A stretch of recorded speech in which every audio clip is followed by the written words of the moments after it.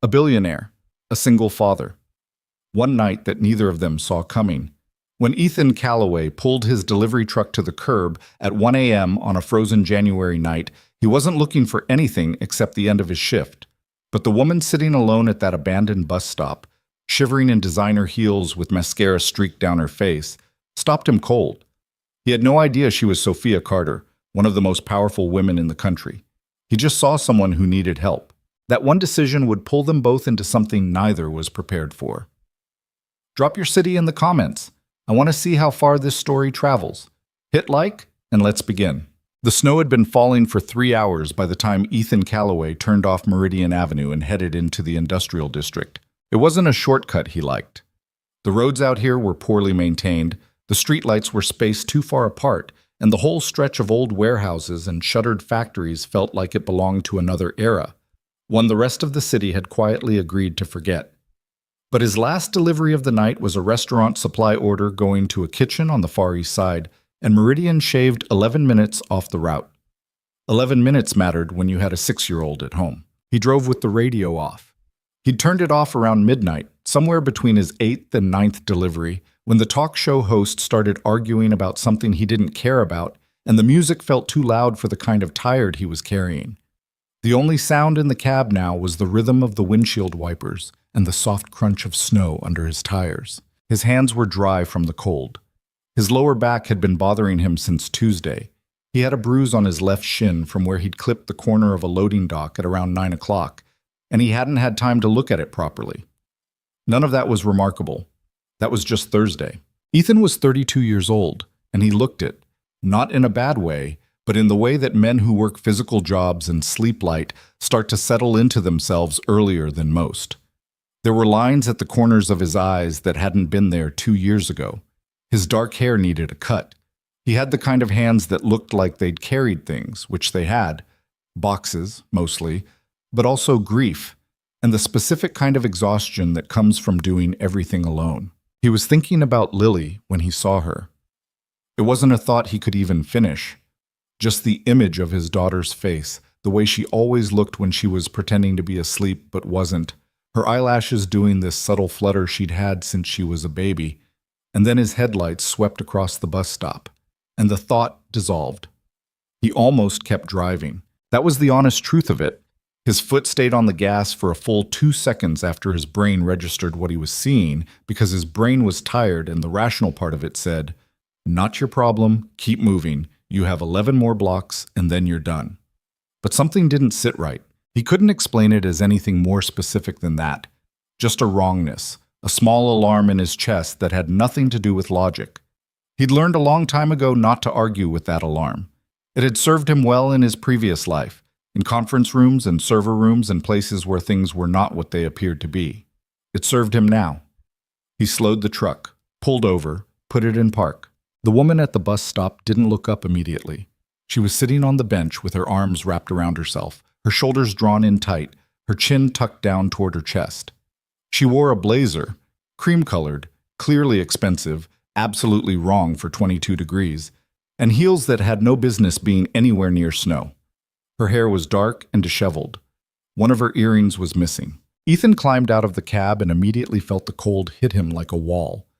He'd been in the heated truck for hours. The contrast was brutal.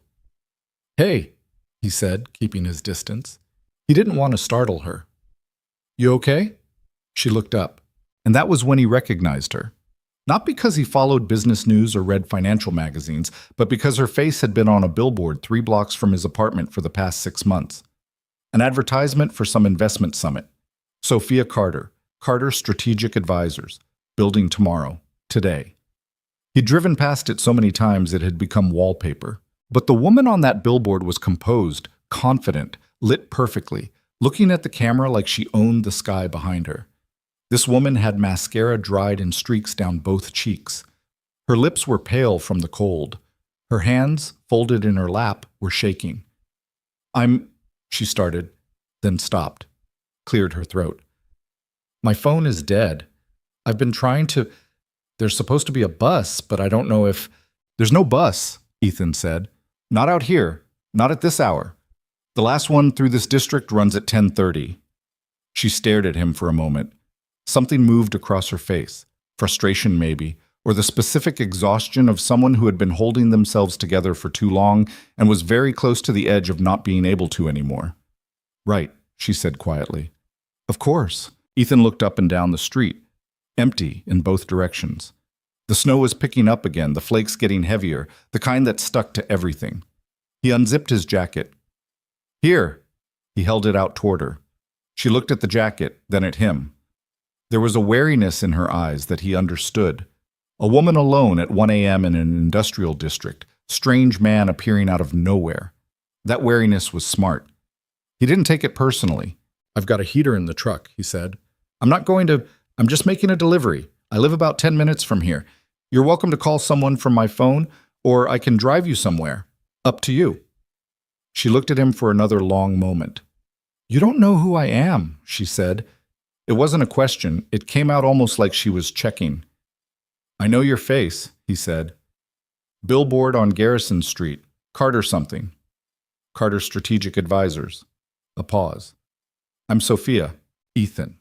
He kept the jacket extended. "You should put that on before you lose feeling in your hands."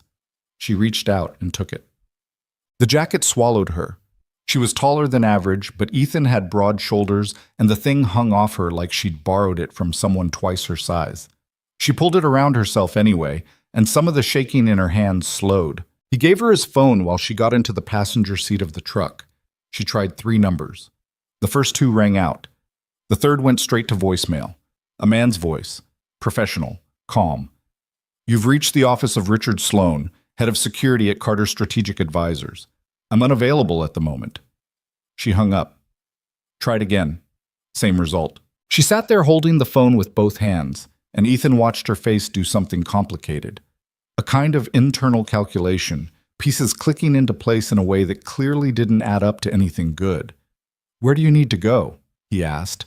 "I don't—" She stopped, pressed her lips together. "I don't know yet." He didn't push.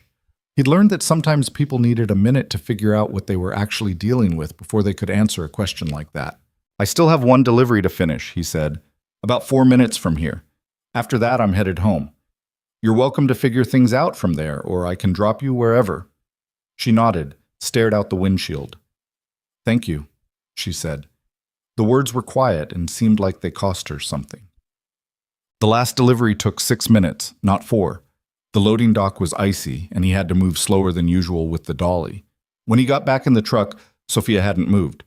She was still sitting with his jacket wrapped around her, staring at something he couldn't see. "You're not going to try to call anyone else?" he asked. "I've been trying since 9 o'clock, she said. "My driver, my assistant, my head of security. Nobody's picking up." She paused. "I had a meeting tonight. A business meeting. A potential acquisition. Someone wanted to discuss a partnership off the record. The address they sent me was in this district. Warehouse building, looked legitimate enough on paper. I told my driver to wait outside." "And?" "The building was empty. Had been for months, I think. And when I came back out, my car was gone. My driver was gone. My phone died while I was trying to reach someone." She turned to look at him directly for the first time. Her eyes were dark brown and sharper than the rest of her looked right now. "I walked for about 40 minutes before I found that bus stop." Ethan thought about that. He turned the heater up a notch. "You went to a meeting alone?" he said. Not accusatory, just checking the facts. Something defensive flickered across her face, and then, unusually, he thought, she let it go. "I know how it sounds. It sounds like someone set you up." She didn't answer right away. Outside, the snow fell harder. The truck sat idling at the empty loading dock, the only light source for several blocks. "Yes," she said finally. "I think that's exactly what happened." His apartment was on the 4th floor of a building that had seen better decades. The elevator worked about 60% of the time. Tonight was not part of that 60%.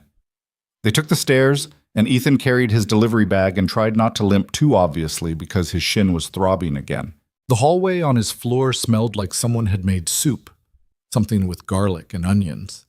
And there was a kid's shoe sitting outside 4C for reasons that remained unexplained every time he walked past it. He unlocked his door as quietly as he could. The apartment was warm. That was the first thing. The baseboard heat was old and inefficient, and he kept it higher than he probably should have given what it did to his electric bill. But Lily ran cold, always had, and he'd made peace with that expense years ago. The second thing was the light. He'd left the kitchen light on, the way he always did on late shifts, and it spilled a soft yellow glow out into the small living room, illuminating the couch with its slightly lopsided cushion, the bookshelf crammed with paperbacks and Lily's picture books, and a board game missing two pieces that they'd never gotten around to replacing, the drawing taped to the refrigerator, a figure with brown hair and enormous eyes labeled Daddy in 6-year-old handwriting, which Lily had presented to him with extraordinary gravity 3 weeks ago. Sophia stood in the doorway for a moment, taking it in. "She's asleep," he said, keeping his voice low. "She's in the back bedroom. She won't hear us if we keep it down." "How old?" 6. Sophia stepped inside. He took his jacket back and hung it by the door, then pointed her toward the couch. "Sit down. I'll make coffee." "You don't have to. You've been standing in the cold for an hour," he said. "Sit down." She sat. He moved around the kitchen with the particular efficiency of someone who has cooked alone for years, filling the kettle, pulling mugs from the cabinet, finding the coffee he kept in the freezer because he'd read somewhere once that it stayed fresh longer.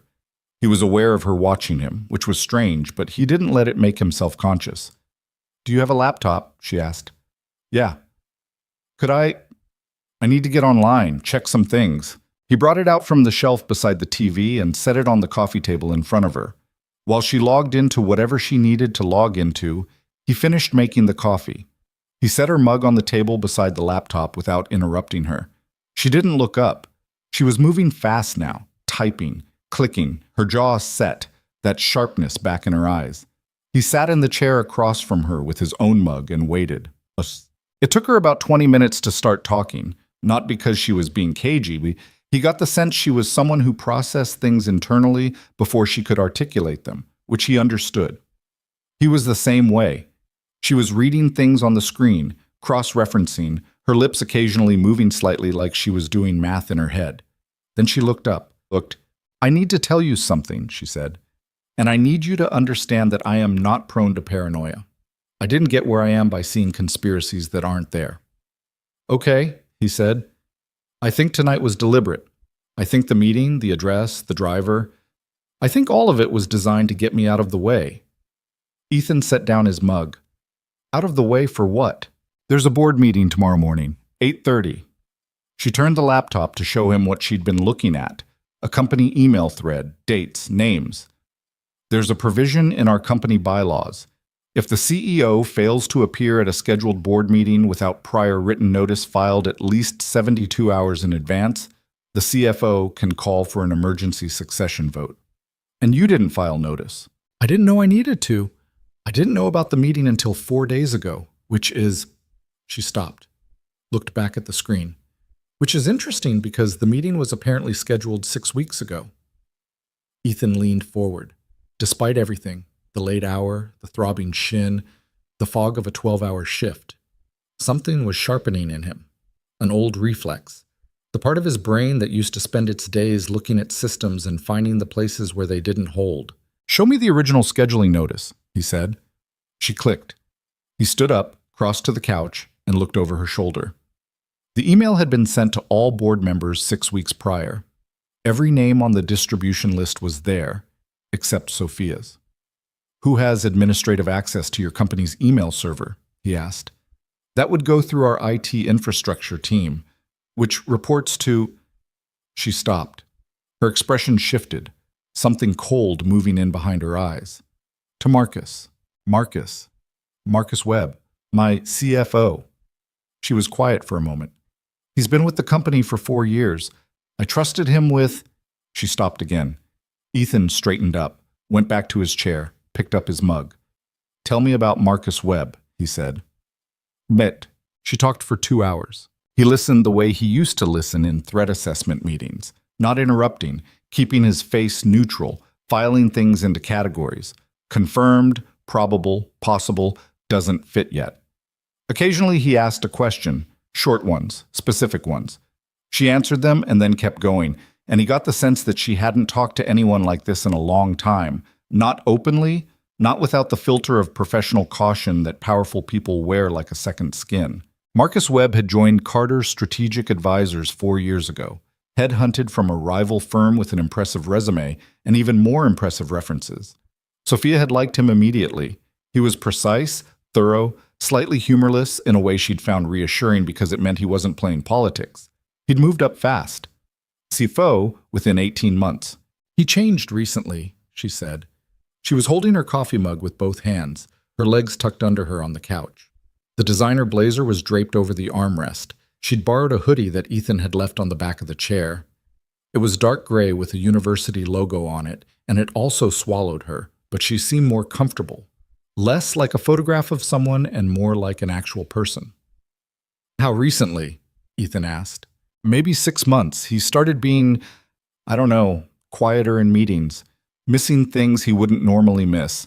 I thought he was having personal problems, and I didn't push it because that's not... She made a small, frustrated gesture. That's not who I am. I give people space.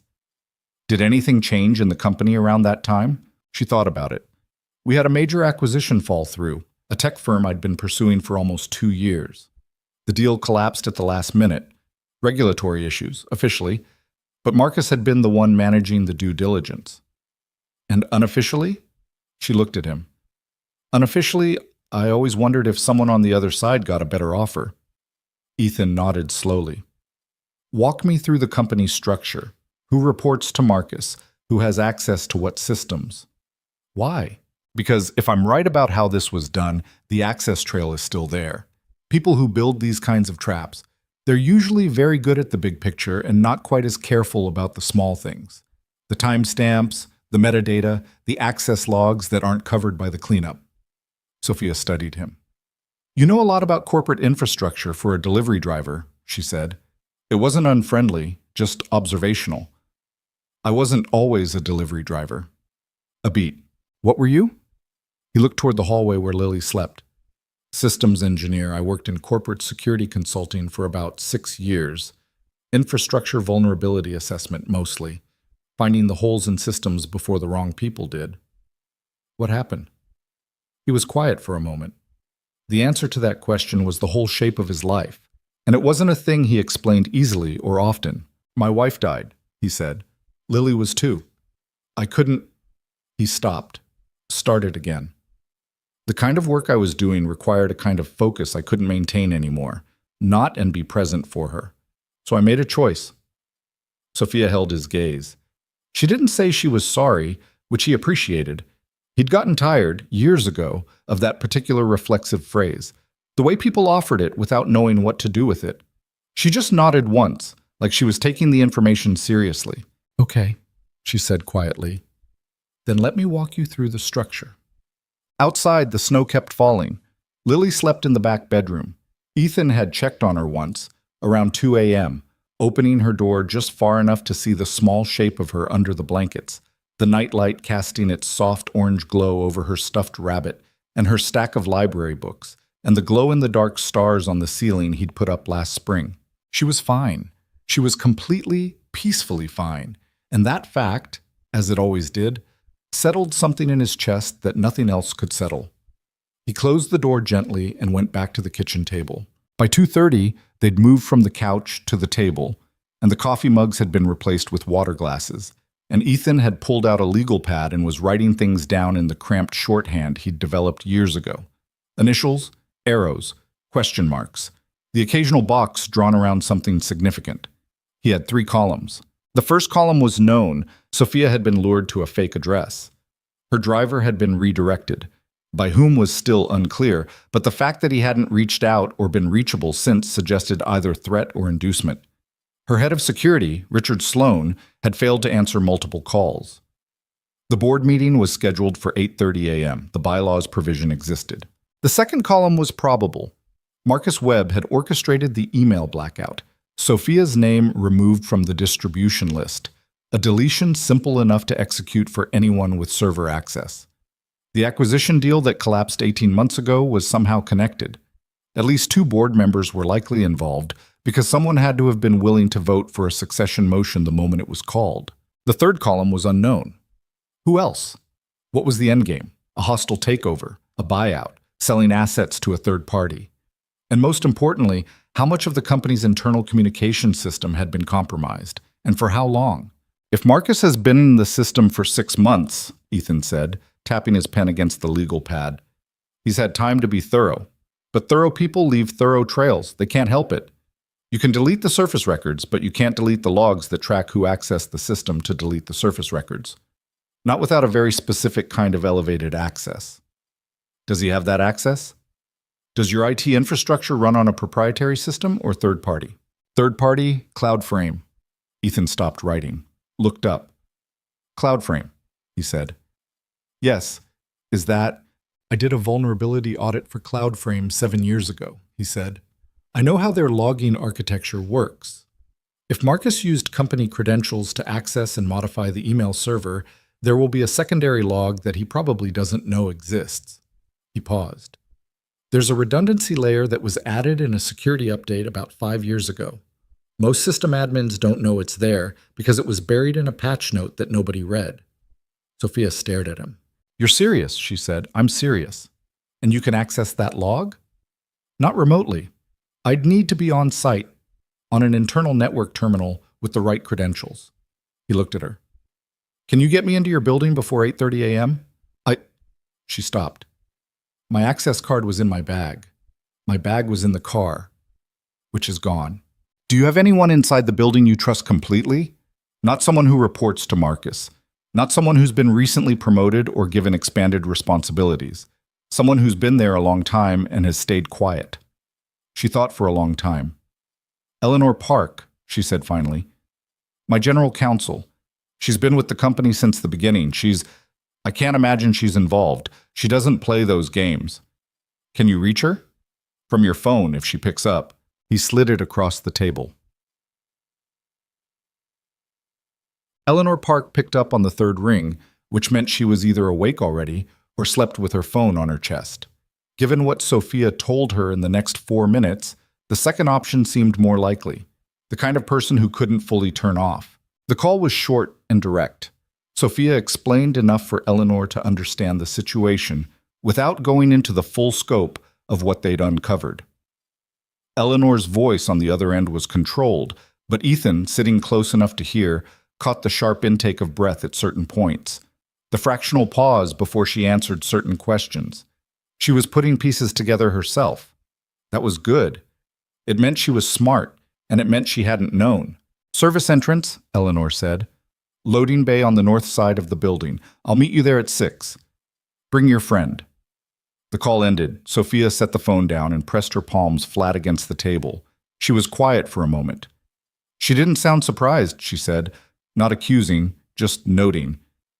She sounded like someone who'd been watching something and waiting to find out what it was, Ethan said. Sophia looked at him. Is that different? It means she's been paying attention. That's useful. They had 3 hours before they needed to leave. Sophia slept on the couch.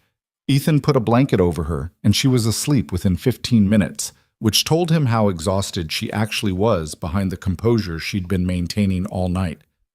He respected that, the composure. It took something real to hold yourself together when everything was falling apart, and most people couldn't do it. He knew because he'd tried and failed at it spectacularly in the months after Anna died, and he still wasn't entirely sure how he'd made it through. He didn't sleep.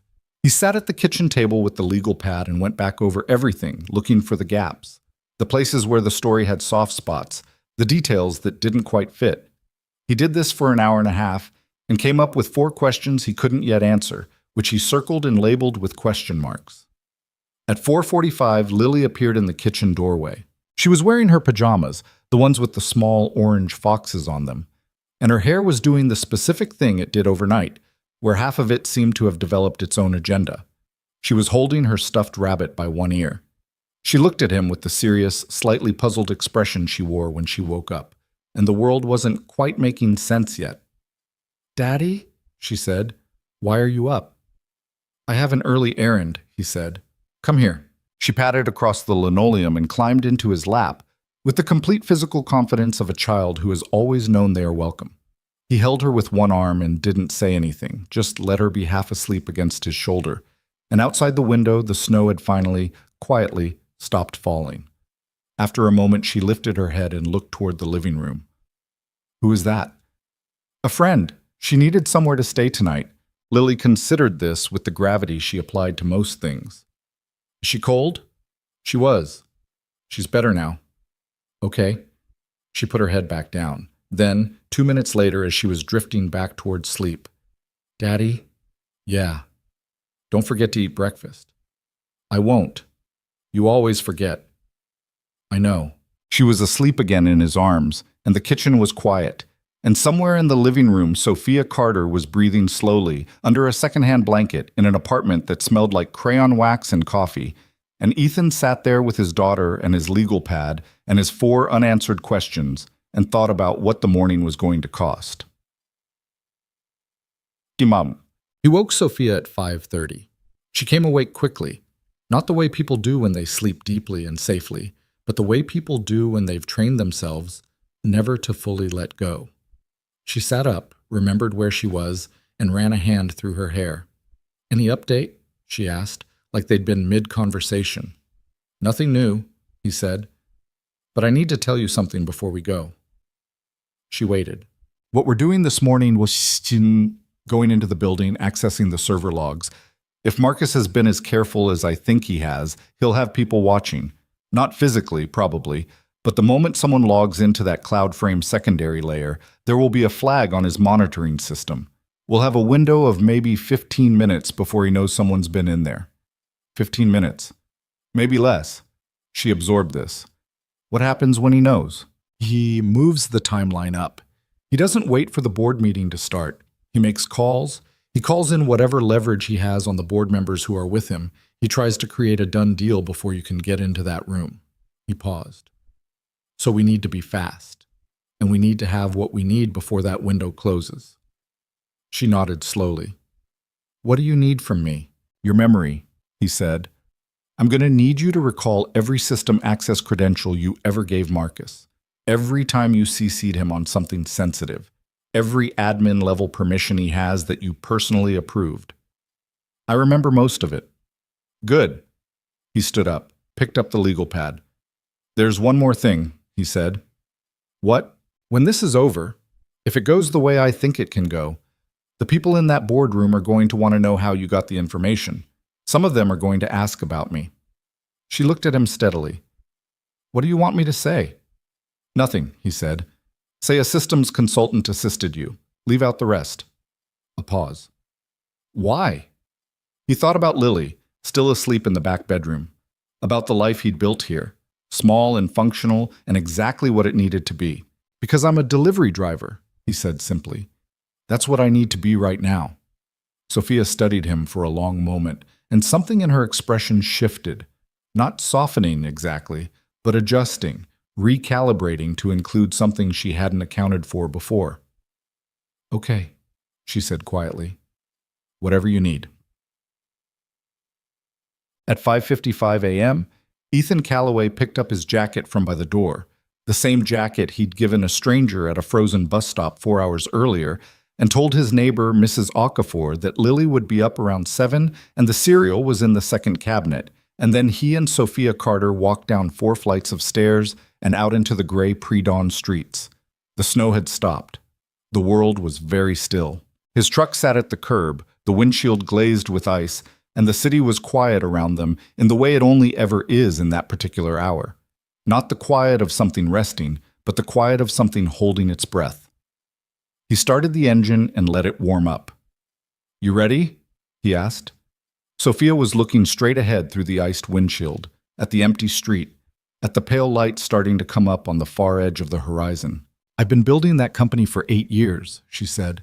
"I'm not going to let someone take it from me in a boardroom while I'm standing on the outside."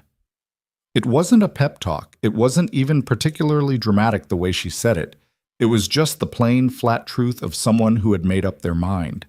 Ethan pulled away from the curb. "Then let's go," he said. The north side of the Carter Strategic Advisors building looked nothing like the front entrance. No marble floors visible from here. No corporate logo lit up in brushed steel above revolving glass doors.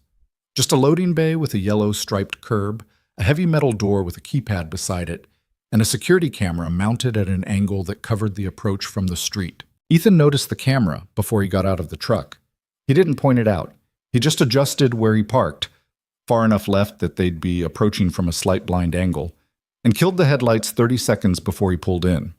Small habits, old ones. Eleanor Park was already there. She was standing just inside the loading bay overhang in a charcoal coat, her silver-streaked hair pulled back, a leather portfolio tucked under one arm. She looked like someone who had been awake for a while and had decided not to pretend otherwise. When she saw Sophia get out of the truck, something in her face went through several distinct expressions in quick succession. Relief, then anger, then a careful kind of professional composure that settled over the other two like a lid going onto a boiling pot. "You look terrible," Eleanor said. "Good morning to you too." Sophia crossed the distance between them, and the two women did something that wasn't quite a hug. More of a sustained hand clasp, forearms gripped, the greeting of people who have been through difficult things together and don't need to perform their relief. Eleanor looked past her at Ethan. Her expression was unreadable in the specific way of lawyers who have spent decades making their expressions unreadable. "This is Ethan Calloway," Sophia said. "He's the reason I'm standing here." Eleanor Park. She didn't extend her hand immediately, just looked at him. The delivery uniform, the dark circles, the legal pad he was carrying. "Sophia says you're a systems person." "I was," he said. "Cloud frame infrastructure, among other things." Something shifted in Eleanor's assessment. She extended her hand. "Then let's get you inside." The keypad code Eleanor used had 7 digits, which was 3 more than standard building access, which told Ethan that this entrance had been upgraded at some point, probably after a security review. Good. It meant not everyone had the code. It narrowed the access window. The door opened onto a service corridor. Concrete floors, fluorescent lights, the faint smell of cleaning products, and the paper cardboard smell of a mailroom somewhere nearby. Eleanor moved quickly for someone in heels. She clearly knew the building the way people know places they've spent years of their lives in, not thinking about the route, just walking it. "Marcus got in at 5:47, Eleanor said, her voice low. "I checked the building access logs before I left my apartment. His assistant came in 10 minutes later. 2 of the board members, Hartwell and Choi, are already in the building." "Hartwell and Choi," Sophia said. Yes. The name Hartwell landed on Sophia's face the way a cold hand lands on a warm shoulder. Ethan watched her process it. "Victor Hartwell has been on my board for 3 years, she said, half to Eleanor, half to herself. He pushed hardest for Marcus's CFO appointment. "I know," Eleanor said. "You knew about Hartwell?" "I suspected." Eleanor's jaw was tight. "I didn't have proof. I didn't want to bring you something I couldn't back up." There was a silence between the two women that had a texture to it. Not hostility exactly, but something unresolved. The particular friction of 2 people who are on the same side but made different calls at a critical moment, and both know it. Ethan let it sit. It wasn't his place to smooth it over, and it didn't need to be smoothed. It needed to be acknowledged and moved past, which they did, because they were both smart enough to know that the next 2 hours were what mattered. "What's on 8?" Ethan asked. He'd been looking at the building directory beside the service elevator. "Executive Infrastructure Suite," Eleanor said. "Server room, IT management, the main administrative terminals. That's where I need to be." "That's where Marcus's IT director has been since 6 a.m., Eleanor said. "A man named Paul Greer. He reports directly to Marcus." Ethan thought about that. "Is there a secondary terminal? Something that accesses the same network but isn't in the main IT suite?" Eleanor paused. "The legal department has a dedicated terminal on 6. It was set up years ago for document management. It has full network access because we handle sensitive filings." "Is it in use right now?" "Not at 6 in the morning." "Then that's where we go." Eleanor looked at Sophia. Sophia looked at Ethan. Neither of them argued. That was something he noticed. Sophia wasn't the kind of person who deferred easily. He could see that clearly. But she also wasn't the kind who held on to control when someone else genuinely knew more about the specific problem in front of them. That was rarer than it should have been. They took the service elevator to 6. The legal department was quiet and dim. the kind of quiet that offices have at hours when they're not supposed to be occupied. Half the ceiling lights were on a motion sensor, and they blinked on in sections as Eleanor moved through the space, rows of desks, glass-walled offices along the perimeter, a long table with document boxes stacked neatly at one end. The terminal Eleanor led them to was in a small side room used for document review, a workstation with 2 monitors, a keyboard, and a thick coil of Ethernet cable that hadn't been needed since wireless was installed 2 years ago. Ethan sat down. He didn't touch the keyboard immediately. First, he looked at the terminal setup, the make, the connection ports, the small indicator lights on the Ethernet switch mounted on the wall nearby. Is this terminal logged into the company network passively, or does it require active authentication each session? He asked. Active, Eleanor said. Legal clearance credentials. Log in, he said, then step back. I need you both to let me work. Eleanor logged in. The system came up. Corporate interface, clean, efficient, the kind of thing that cost a lot of money to make look simple. Ethan cracked his knuckles. It was an unconscious habit, one he hadn't done in years, and when he heard it, he felt something odd. Like a piece of himself he'd put in a drawer a long time ago was slowly climbing back out. He started with the CloudFrame administrative portal. Not the front end. That would be flagged immediately. He was going in through the infrastructure maintenance layer, a back-channel access route that CloudFrame had built in for their own engineers during system updates. He'd found it during his audit 7 years ago, and he'd flagged it as a potential vulnerability in his report. CloudFrame had patched the public-facing version of it, but the internal maintenance route, the one that required knowing the specific command structure, had never been fully closed because the engineers who used it had argued it wasn't accessible to anyone who didn't already have deep system knowledge. They weren't wrong. It wasn't accessible to most people. Ethan wasn't most people. He typed steadily. Not fast in the dramatic way people typed in movies, but with the focused rhythm of someone who knew exactly what they were looking for and was navigating a familiar landscape even after a long absence. Sophia stood behind him and slightly to the left. He was aware of her watching the screen without being able to follow what he was doing, which he could tell was difficult for her. She was someone accustomed to understanding everything happening in her proximity. Eleanor stood near the door, her leather portfolio open, a pen in her hand, watching the corridor through the glass wall. The CloudFrame maintenance layer came up in a plain text interface. No graphics, no corporate polish, just data. Okay, Ethan said quietly. What are you seeing? Sophia asked. Give me a minute. He navigated to the secondary logging archive. The redundancy layer he'd told her about the night before. It was exactly where he remembered it being. 7 years of institutional knowledge, and it was still there.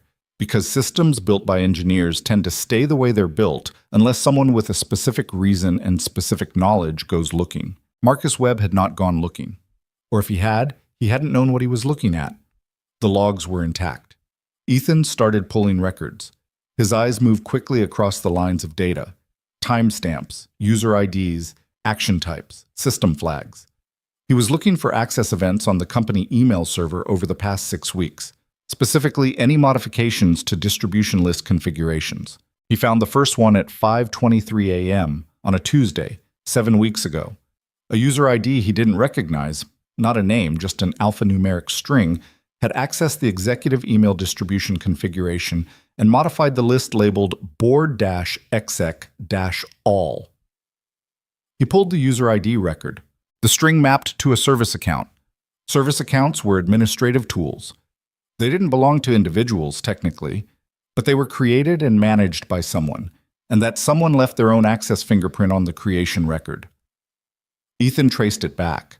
The service account had been created 14 months ago, created from a terminal logged in under a user ID that resolved, when he pulled the account record, to a name, Paul Greer, Marcus's IT director.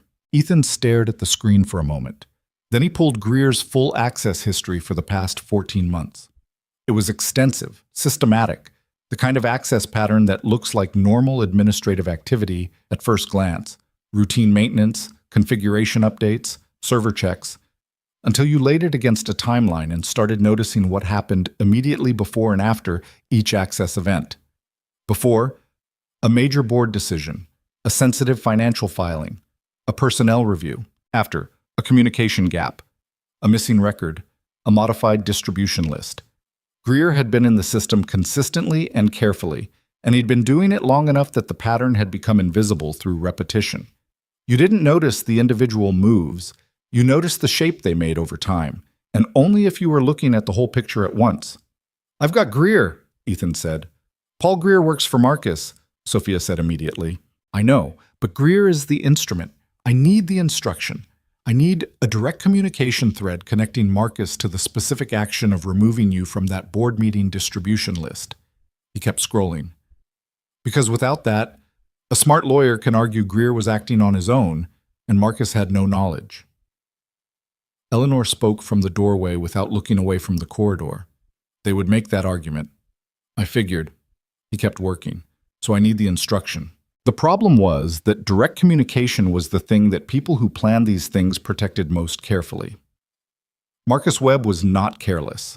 He would not have sent an email saying remove Sophia from the board meeting invite. He would have been oblique or verbal, or he would have used something outside the company system entirely. But here was the thing about oblique instructions and verbal commands. They still required a response. They required action, and action left traces. Ethan looked for the traces. He found them in the calendar system. 3 weeks before the board meeting was scheduled, there was a calendar entry on Paul Greer's work calendar, a 30-minute meeting listed as Infrastructure Sync with one other attendee, Marcus Webb. The calendar entry itself contained nothing incriminating, but it had been created and therefore logged, and the log included something that the person who created it probably hadn't thought about: the location field. Instead of a conference room number or a video call link, the location field read, "Refer to prior correspondence." Prior correspondence. Not prior conversation, not prior discussion. Prior correspondence. "There's a secondary communication channel," Ethan said, "something outside the company system. Marcus and Greer communicated about this through a channel that wasn't the company email or messaging system, and whoever filled out that calendar entry slipped up and referenced it." "How does that help us?" Sophia asked. "It doesn't, directly, but it tells me something." He leaned back slightly, thought. If they used an outside channel, they weren't confident the company system was clean, which means Marcus knows the company system has logging layers he can't fully control, which means he's been careful, which means... He stopped, went back to Greer's access history, scrolled to a different section. Not the email server, the file management system. People hide things in file systems the way people hide things in houses, in the places that are accessible but inconvenient, the ones you walk past without looking. Not in the attic, not in the basement. In the closet with the bad hinge that nobody opens because it's easier to pile things in front of it. He found it in an archived project folder labeled Q3 Infrastructure Audit, completed 18 months ago. Inside the folder, nested 3 subdirectories deep, was a file that had been accessed 4 times in the past 6 weeks and had not been accessed in the 14 months before that. The file was named backup_config_parameters_v2.txt. It was not a backup config file. Ethan opened it. It was a schedule, detailed, time-stamped, annotated, dates, actions, names. The first entry was from 8 months ago. MW confirms succession timeline. Distribution modification ready, Sloan to be handled separately. Per arrangement. Sloan. Richard Sloan, Sophia's head of security. "Your security chief is involved," Ethan said. The room went very quiet. He heard Sophia exhale. Not a gasp, not a dramatic sound, just a slow, controlled release of air that told him more about what it cost her to hear that than any outburst would have. "Sloan's been with me for 5 years," she said. He didn't say anything. There wasn't anything useful to say. She was quiet for a moment, and then, "Keep going." He kept going. The file was a blueprint, not complete. There were gaps, shorthand he couldn't fully decode, references to things labeled only by initials. But it was enough. It documented a coordinated plan stretching back 8 months, the manipulation of board communication, the cultivation of Hartwell and Choi as internal allies, the arrangement made with Sloan that would ensure Sophia's security detail would be unavailable at the critical moment, and the final step, the fake meeting, the abandoned driver, The calculated isolation of Sophia Carter on the night before the board vote. It even had a contingency. If Sophia somehow made it back to the building on her own, there was a notation about delaying her building access. Her card credentials had been quietly suspended from the system 3 days ago. He looked at that last entry for a moment. Then he looked at Eleanor. Her credentials are suspended, he said. She can't badge in anywhere in this building. She doesn't need to, Eleanor said flatly. She has me. There was something absolute in the way Eleanor said it. Not fierce, not theatrical, just the plain declaration of someone who has decided what side they're on and is done with ambiguity about it. Ethan found it steadying. I need to print everything, he said. All of it. The access logs, the file, the calendar entries, Greer's full activity history. Everything that establishes the pattern and the intent. It needs to be organized in a way that can be read and understood in under 10 minutes by people who aren't technical. I can organize it, Eleanor said. I've spent 30 years presenting evidence to people who don't want to hear it. I know how to make something undeniable. Then let's work fast. He looked at the time in the corner of the screen. It was 7:14 a.m. We have just over an hour. He started printing. The printer in the document review room was small and slightly loud and seemed determined to take its time about things, and he stood over it watching pages emerge while Eleanor organized them into order at the table, and Sophia stood at the window that looked out over the city, the morning light now fully established, the snow-covered street 6 floors below starting to show the first signs of early commuter traffic. She had her arms crossed over her chest, her weight shifted to one foot. The posture of someone thinking hard. From where he was standing, Ethan could see her reflection in the glass overlaid against the city outside, 2 Sophias in slightly different states. Sloan, she said quietly, not really to anyone. He came to Lily's birthday last year. He sat at the table and ate cake. Ethan didn't answer. He understood the specific texture of that kind of betrayal. The way it wasn't just about the thing done to you, but about the revision it required. The way you had to go back through memory and recalculate everything you thought you knew. He'd done that calculation himself once. Not with colleagues. With the whole structure of a life he'd believed in. When Anna got sick and then died, and the world turned out to be the kind of place where a 30-year-old woman could just stop existing while her 2-year-old daughter slept in the next room, he'd had to go back and look at every assumption he'd built his life on and figure out which ones still held. Some of them hadn't. He'd rebuilt around the ones that did. He didn't say any of that. He just let her have the moment, the quiet reckoning with it, because that was all anyone could do with that kind of thing. Stand in front of it and let it be true. Then she uncrossed her arms, turned away from the window, and came to stand beside Eleanor at the table. "Show me what we have," she said. So Eleanor showed her. The 3 of them stood around the document table at 7:22 a.m. on a gray January morning, and Eleanor walked through the material in the organized, precise way she walked through everything. And Sophia listened with her whole attention, asking 2 questions and making 3 observations that were all good ones. And Ethan watched them both and thought that this specific thing, 2 people using their respective expertise to face something together, was what competence actually looked like in practice, stripped of everything that wasn't necessary. They finished at 7:51 a.m. Eleanor looked at the organized stack of documents. "This is enough," she said. "I want to be clear about that. What's here establishes conspiracy, breach of fiduciary duty, and at minimum 2 separate counts of corporate fraud. The moment this goes in front of the full board, it's over." "Unless Hartwell or Choi try to table it," Sophia said. "They can try." Eleanor's expression was calm. "They won't succeed." "How many board members are reliable?" Ethan asked. 6 out of 9, not counting Sophia," Eleanor said. "Hartwell and Choi are compromised. The other 6, I've known most of them for years. They're not saints, but they're not in this." 6-2, Sophia said, "with the documentation." "It shouldn't even need a vote," Eleanor said. "The documentation triggers the fraud provisions in the company charter. Marcus and anyone complicit with him vacate their positions by the charter's own terms. The vote, if it happens at all, is a formality." Sophia was quiet for a moment, looking at the stack of papers, looking at the shape of what had been done to her and the shape of what was now in her hands. "I built that company," she said, quietly. "Not for effect, just stating something true. Every floor of that building, every contract, every hire. I started it with 11 people in a rented office with mismatched furniture and one client who wasn't sure I knew what I was doing. You did know what you were doing, Eleanor said. Not always. Enough, Eleanor said firmly. A brief silence. Thank you, Sophia said. She was looking at Eleanor, but then she shifted her gaze to Ethan, and there was something in the look that was difficult to categorize. It wasn't gratitude exactly, or not just gratitude. It was the look of someone recognizing something they hadn't expected to find. Ethan looked away first, checked the time again. We should move, he said. If Marcus gets any indication that something has been accessed on the legal terminal, we lose the element of surprise. We need to be in that boardroom before anyone in IT notices. Eleanor was already gathering the documents. Sophia was straightening her borrowed hoodie. She was still wearing it over the designer blazer, and she made no move to take it off, which he noticed and said nothing about. They left the document review room.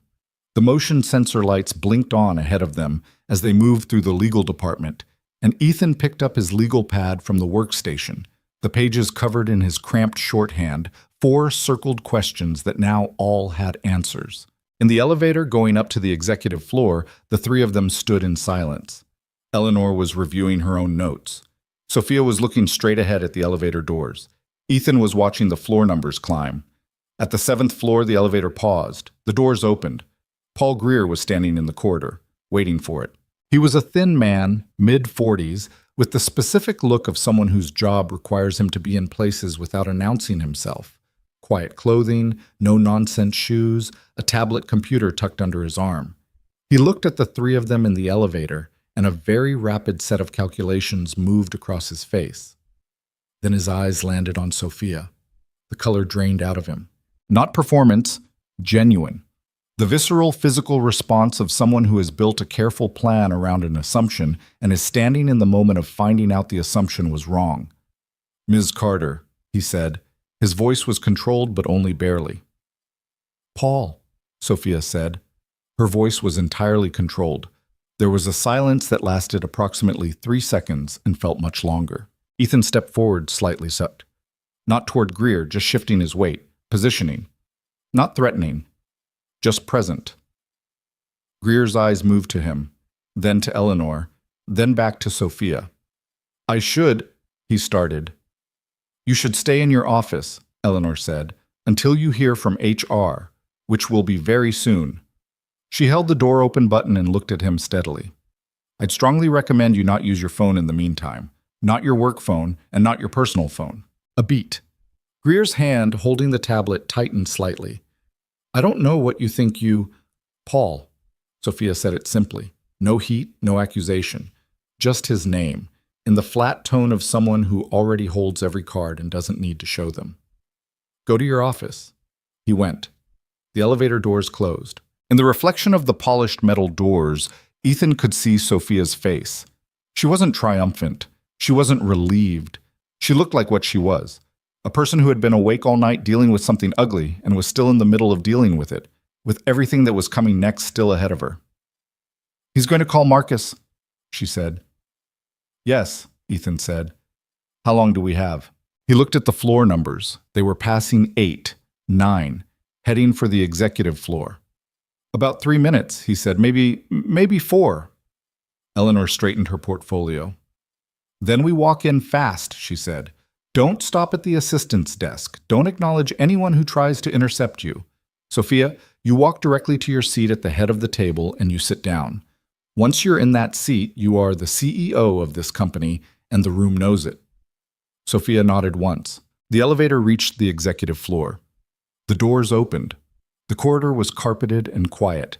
The overhead lights warm. The walls hung with framed photographs documenting 8 years of company history, product launches, charity events, team photographs, the occasional shot of Sophia at a podium or shaking someone's hand. Her whole professional life framed and mounted, lining the path to the boardroom. They walked. At the end of the corridor, through the glass-paneled walls of the boardroom, Ethan could see figures already seated around the table. He counted 4. 2 he didn't recognize. 1, a broad-shouldered man with silver hair and the settled bearing of someone accustomed to authority, was almost certainly Victor Hartwell. and at the far end of the table with his back to the door sat a man in a dark suit reviewing something on a tablet. Marcus Webb. He hadn't turned around yet. He didn't know. Sophia's footsteps didn't slow. She didn't hesitate at the door. Eleanor reached past her and pushed it open, and Sophia Carter walked into her own boardroom, and Ethan Calloway stood in the doorway behind her and watched the head of Marcus Webb go very, very still. The documents were in Eleanor's hands. The evidence was organized and complete. The room didn't know yet what was about to happen to it, but it was about to find out. Marcus Webb had the particular quality of men who had spent years being the smartest person in most rooms, a kind of settled confidence that had calcified over time into something closer to arrogance, not the loud kind, the quiet kind, the kind that shows itself not in what a man says, but in how he holds his body when he walks into a space, the assumption embedded in the angle of his shoulders that the room belongs to him until proven otherwise. He turned around slowly when the boardroom door opened, like a man with no reason to hurry. And then Sophia Carter walked in, and the color left his face the same way it had left Paul Greer's, 6 floors below, 4 minutes earlier. Not gradually, but all at once, like something had been switched off behind his eyes. He recovered fast. Ethan gave him that. Within 2 seconds, Marcus Webb had rebuilt his expression into something that was almost neutral, almost relaxed, a performance of composure that would have been convincing to someone who hadn't been watching for the seams. Ethan was watching for the seams. The boardroom was a long rectangular space with floor-to-ceiling windows on the far wall. The city spread out behind them in the gray morning light, the snow-covered skyline sitting still and pale under a low cloud ceiling. The table was dark wood, long enough to seat 12 comfortably. 4 people were already seated. Ethan had counted them through the glass, and now he put names to faces as best he could from what Sophia had described overnight. Victor Hartwell at the left side of the table, 2 seats down. The silver-haired man with the settled bearing. He was looking at Sophia now with an expression that Ethan could only describe as deeply unhappy calculation. Beside him, a Korean-American woman in her 50s, that would be Sandra Choi, who had gone very still in her chair in a way that reminded him of animals in fields when something large passes nearby. The other 2 board members, a heavy-set man with a gray beard that Ethan didn't have a name for, and a younger woman in a red blazer, were watching the door with expressions of simple confusion. They hadn't known what was supposed to happen this morning. They'd come in for a meeting and found a room with a strange atmospheric charge. And now the CEO they presumably thought wasn't coming had walked in looking like she hadn't slept and had walked through a blizzard on foot, which was essentially accurate. Marcus stood up, which was the wrong move, and told Ethan everything he needed to know about the man's instinct under pressure. When cornered, perform authority. Sophia. His voice was smooth, practiced. I wasn't aware you'd be... We weren't expecting. Sit down, Marcus, Sophia said. She didn't raise her voice. She didn't need to. She crossed the room to the head of the table, her chair, the one that faced the windows, and pulled it out and sat down in it with the specific deliberateness of someone planting a flag. Every eye in the room tracked her. Marcus did not sit down. Not immediately. He stood for a moment that went on 2 beats too long, and in those 2 beats, Ethan watched him doing the same rapid calculation that Greer had done downstairs, assessing what she knew, how she'd gotten here, whether the plan could still be salvaged, whether there was a version of this morning that still ended the way he'd needed it to end. He looked at Ethan then. A longer look. The look of someone trying to identify a variable they hadn't accounted for. Ethan met his gaze and said nothing. Sit down, Sophia said again. Still even, still quiet. This time Marcus sat. Eleanor moved to the side of the room and set the portfolio on the narrow credenza along the wall. She opened it and began removing the printed documents with the measured efficiency of someone who has done this, brought bad news into rooms where bad news was not wanted, many times before, and has learned that the preparation of materials is itself a kind of statement. The gray-bearded man, Ethan would learn later his name was Robert Fenn, a board member since the company's 3rd year, leaned forward slightly. Sophia, are you all right? We heard you had There was some kind of communication issue last night. I'm fine, Robert, Sophia said. Thank you for asking. A pause. There was indeed a communication issue last night. We're going to talk about that this morning. Victor Hartwell had been watching this exchange with the specific stillness of a man deciding between two actions. When Sophia said we're going to talk about that, something shifted in his stillness, a tightening, a decision made. I think before we proceed, Hartwell said, we should confirm the meeting agenda. Given that the purpose of this gathering was... The purpose of this gathering, Eleanor said from the side of the room, her voice cutting cleanly across his, is whatever the CEO of this company determines it to be. And before we address any agenda items, I need to present material to the full board that has legal bearing on the proceedings. She picked up a stack of documents. I'll be distributing copies now. Hartwell's jaw tightened. Eleanor. Victor? Eleanor walked to his end of the table first, placed a set of documents in front of him, moved on. Sandra. Another set. She moved around the table with methodical precision, placing documents in front of each board member. When she reached Marcus, she set his copy down without looking at him, which was its own deliberate choice. Marcus looked at the first page. His expression didn't change visibly, but his left hand resting on the table curled slightly inward. He knew what it was, or he knew enough. What exactly is this? Sandra Choi asked. Her voice was careful, calibrated, the voice of someone buying time. It's documentation of a coordinated campaign of corporate fraud, Eleanor said, returning to the front of the room. Executed over a period of approximately 8 months, involving the unauthorized manipulation of company communication systems, the deliberate exclusion of the CEO from board communications, and a planned transfer of executive authority facilitated through coercion and falsified records. She let that sit for a moment. I'll take questions after you've had time to review the first section. The room was very quiet. Robert Fenn was reading. He had the focused, slightly alarmed look of someone who had opened a document expecting a fire drill and found an actual fire. The woman in the red blazer, she'd introduced herself as Camille Durant as Ethan passed her chair, apparently a more recent board edition, was reading with equal attention, her expression moving through confusion into something harder. Marcus was not reading. He was staring at a point on the table roughly 18 inches in front of him. Hartwell pushed his copy aside. "This is a fabrication," he said. Not loudly.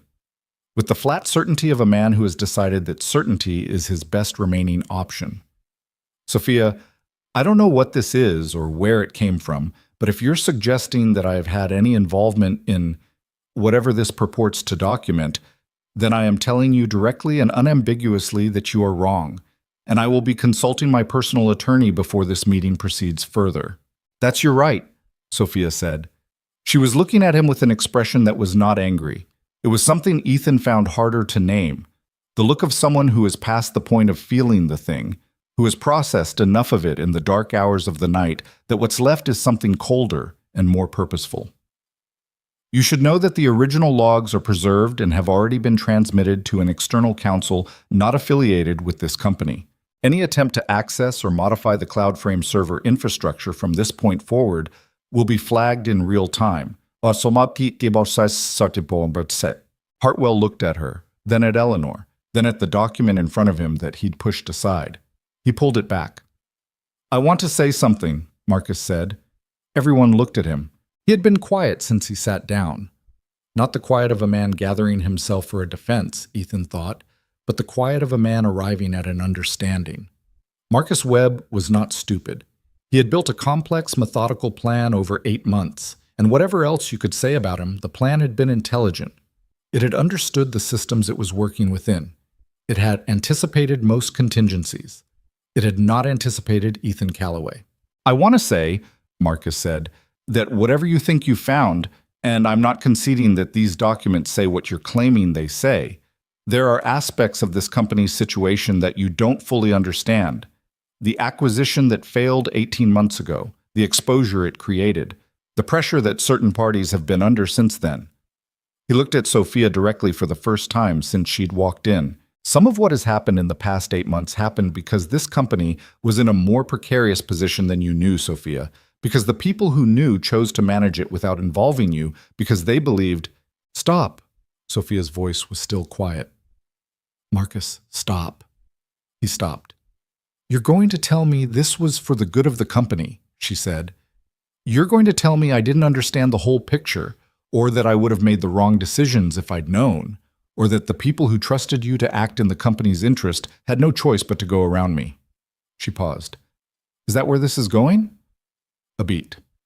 Something like that, he said. Then I want to be very clear, she said.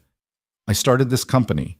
I have made decisions, bad ones, wrong ones, decisions I'd take back, but I made them with the information I had, and I lived with the consequences, and I kept this company solvent through a period that destroyed 3 of our competitors and 2 of our major clients. What I have never done, and would never have done, is build a system designed to remove someone's ability to make decisions about their own organization. That's not management. That's not even strategy. She looked at him steadily. That's just taking something that doesn't belong to you. Marcus said nothing. Robert Fenn looked up from the documents. He'd been reading carefully throughout, turning pages at a measured pace, and when he looked up, his expression had settled into something resigned and heavy. The calendar evidence on page 9, he said. The file notation referencing Sloan. Has Richard Sloan been contacted? Not yet, Eleanor said. That will be handled by external investigators. His access to company systems and physical premises has already been suspended as of, she checked her watch, 23 minutes ago. Fenn absorbed that, looked at Marcus. The look between them had history in it, years of board meetings, of professional respect, of whatever collegial relationship had existed. And watching it, Ethan saw it end in real time. Fenn shook his head slightly, a small, private motion of disappointment. Victor, Fenn said, turning to Hartwell, do you want to tell us what your involvement was, or do you want us to read it? Hartwell had been reading the document since he'd pulled them back. He was on the last page now. He set it down. I received information, he said, choosing his words with the care of a man who knows he's building a defense in real time, suggesting that leadership changes were necessary for the company's long-term stability. I agreed to support a motion to that effect. I was not told about the methods used to. Victor. Sophia's voice had the same quality it had when she'd said Marcus's name. Not a shout. An ending. Hartwell fell silent. You attended a meeting 6 weeks ago, she said. A meeting that was specifically designed to take place without my knowledge. You were present for a conversation about how to use the succession clause in our bylaws to remove me while I was… What did they tell you I would be doing? A long pause. They said you were going to be away, he said. That you'd decided to step back temporarily. And you believed that. Another pause, shorter. I wanted to believe it, he said. And at least it was honest, Ethan thought. At least there was that. Sandra? Sophia looked at Choi. Same question. Sandra Choi had been very still through all of this. She was still now. She looked down at her hands for a moment, then up. I'm going to request that any statement I make be given in the presence of counsel, she said. That's your right, Sophia said. Step out. Choi stood, gathered her things, and left the room without looking at anyone. The door closed behind her with a soft, definitive click. Camille Durant, in the red blazer, had stopped reading. She was watching Sophia with an expression that Ethan read as a woman recalibrating something, updating her understanding of the person sitting at the head of the table. What happens now? She asked. Now, Eleanor said. The board votes on the immediate suspension of Marcus Webb's CFO authority pending a full internal and external investigation. Under Article 14 of the company charter, evidence of fraudulent conduct by an officer triggers mandatory suspension without board majority. It requires only a simple motion from the CEO, confirmed by General Counsel. Then I'm motioning, Sophia said. Confirmed? Eleanor said. Marcus looked between them. His expression had gone through several phases in the past 30 minutes and had arrived somewhere that was hard to read.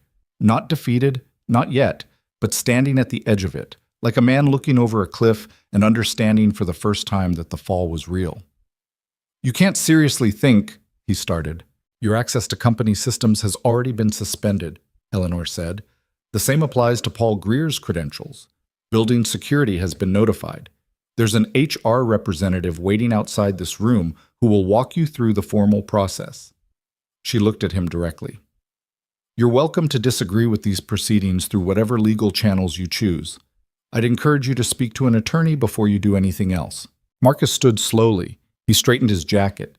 He was doing the performance of composure again, and this time it was more strained, visible at the edges, the way a wall shows stress before it cracks. He looked at Sophia. "I thought the company needed someone willing to make hard choices," he said. There was something almost rueful in his voice. "I thought that was me." "It was supposed to be me," Sophia said. "You should have let it be me." He held her gaze for another moment. Then he picked up his tablet, and he walked to the door, and he left without saying anything else. Victor Hartwell left 2 minutes later in the company of the HR representative who appeared in the doorway, a compact professional woman named Karen who had clearly done difficult things in conference rooms before and knew how to do them without making them bigger than they needed to be. What remained of the meeting was not easy. Ethan stayed near the door, out of the way, which was exactly where he wanted to be. He was not a board member. He was not an executive, not a lawyer, not a stakeholder in any formal sense. He was a delivery driver from the 4th floor of a building on the other side of the city, and he had gotten his friend's daughter's cereal in the cabinet this morning before he left, and he wanted to be back in time to pick Lily up from school. But he stayed because the work wasn't quite finished. Robert Fenn asked Eleanor about 15 minutes into the post-Marcus conversation how the documentation had been accessed. Eleanor said, "A systems consultant with knowledge of the CloudFrame infrastructure." Fenn looked toward Ethan, who was standing by the door, and gave him a long, evaluating look. "You have a name?" Fenn asked. "Ethan Calloway," Ethan said. "Do you work for Eleanor's firm?" "No." "For Sophia?" "No." Fenn absorbed that. He had the look of a man assembling a picture from pieces and slowly making out the shape of it. "Then how—" "I found her at a bus stop last night," Ethan said simply. "She needed help." Fenn stared at him for a moment. Then he made a sound that was almost a laugh. Not amused exactly, more the involuntary release of someone encountering something they couldn't have predicted. He shook his head. "All right," he said. "All right." Camille Durant, who had been quiet through most of the restructuring conversation, looked up from her documents and said, "Is there anything you need? From the company, I mean, given what you did here." Ethan looked at her. "No," he said. "I'm good." She looked like she wanted to press the point, but something in his expression apparently told her not to, and she went back to her documents. The formal proceedings wrapped up at 10:17 a.m. Eleanor had more to do, calls to make, external investigators to engage, a communication to the company's full staff that would need to be carefully drafted. Fenn and Durant remained in the boardroom with her, working through the immediate governance questions.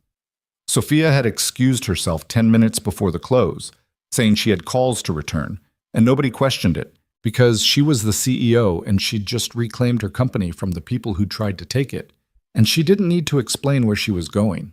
Ethan found her in the corridor outside. She was standing at one of the windows, looking at the city. The morning light was cleaner now. The cloud cover had shifted slightly, and there was genuine brightness in it, the kind of winter light that doesn't warm you, but at least has the decency to be present. She heard him approach and turned. She looked exhausted, really exhausted, the kind that composure stops being able to cover. There were shadows under her eyes and a faint tension around her jaw that hadn't been there when she'd walked into the boardroom, which was strange because walking into the boardroom had been the hard part, except that sometimes the hard part isn't what you think it is. Sometimes the hard part is the quiet minute after. "You should go home," she said. "I was thinking the same thing," he said. She looked at him for a moment. "I don't know how to—" She stopped, started differently. "You didn't have to do any of this. You could have dropped me at a hotel last night and been home in your bed by 2 a.m. "Probably," he said. "Why didn't you?" He thought about how to answer that honestly.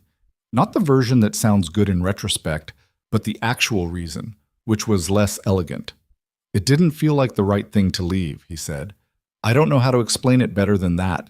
It just didn't." She looked at him steadily. "You have a daughter who needed you home." She was fine. Mrs. Okafor next door is very reliable. A pause. "Ethan?" "Yeah, I want to give you something. For what you did." She held up a hand before he could speak. I know you're going to say no. I'm asking you to let me finish. He waited. Not money, she said. I understand that's not what this was about. She exhaled slowly. I have contacts. Across the tech sector, consulting, infrastructure security. I know people who are building things that need people like you. Not a job I'm offering you. I already know you won't take that. But a conversation, an introduction. One call that might open a door on your timeline whenever you decide you want to walk through it. She paused. Nothing changes about your life unless you want it to, but I don't want to walk away from this without at least offering you that. He thought about it. Not the reflexive refusal that came from not wanting to feel like he owed anything. He was past that, or was trying to be. But actually thinking about it. The legal pad in his hand, the cramped shorthand, the way his brain had felt last night sliding back into that mode. Alive. Like something that had been running at half capacity suddenly given the right voltage. He thought about Lily too. About school pickups and bedtime stories and not missing things. About the deal he'd made with himself 5 years ago about what mattered and what didn't. Those things hadn't changed. They weren't going to change. But the door, he thought. The door was a different thing from walking through it. A conversation, he said. That's all, she said. Okay, he said. Yeah, okay. Something in her face relaxed. Not dramatically, just the slight settling of someone who has been holding tension in a specific place and felt it release. Good, she said. They stood there for a moment, the two of them in the corridor with the city behind the glass, the morning light doing what it could with the winter sky. Go home, Sophia said. Seriously, you look terrible. You said that to the wrong person, he said. You've been wearing my university hoodie for the last 4 hours. She looked down at it. A genuine surprised laugh broke through. Short, involuntary, the laugh of someone who had forgotten, for a moment, what things felt like when they weren't heavy. Can I keep it? She said, and then immediately, that's a ridiculous thing to ask. Take it, he said. I have 3 more. She shook her head. She pulled it off and held it out to him. He took it. Thank you, she said. And this time it was different from the other time she'd said it. Not the formal gratitude of someone acknowledging a service rendered, but something more specific and more direct. The thank you of someone who means something underneath it that they don't have quite the right words for yet. You're welcome, he said, and left it there. Because sometimes that's the right place to leave something. He took the elevator down alone. The service corridor, the loading bay, the yellow striped curb. His truck was where he'd left it. The ice on the windshield had partially melted in the morning sun, which saved him 30 seconds. He sat in the cab for a moment before starting the engine. His legal pad was on the passenger seat. 4 circled questions, all answered now. The pen he'd been using all night was clipped to the top. His delivery bag was behind the seat, empty. He started the truck. He was home by 11:15. Mrs. Okafor had given Lily breakfast and they were working on a puzzle at the kitchen table. An ocean scene, 500 pieces, approximately 80% complete. Lily looked up when he came in and said, Daddy, we found all the dolphin pieces, with the urgency of someone sharing critical news. And he said, all of them? And she said, almost all of them. One might be under the couch. And he said, I'll check under the couch. And he did, and it was there. He put the piece on the table beside the puzzle. Lily looked up at him, really looked at him, with the particular attention she sometimes directed at him when she was trying to figure out something she couldn't quite name. Are you okay? She asked. He crouched down beside her chair so they were at the same level. Yeah, he said. I'm okay. You look tired. I am tired. Did something happen? He thought about the bus stop in the snow, the frozen woman in designer heels, the kitchen table at 2 a.m, the server logs, the boardroom, Marcus Webb walking out the door. He thought about the look on Sophia's face when she'd sat down in her chair and the room had understood what was happening. Something happened, he said, but it's all right now. Lily considered this.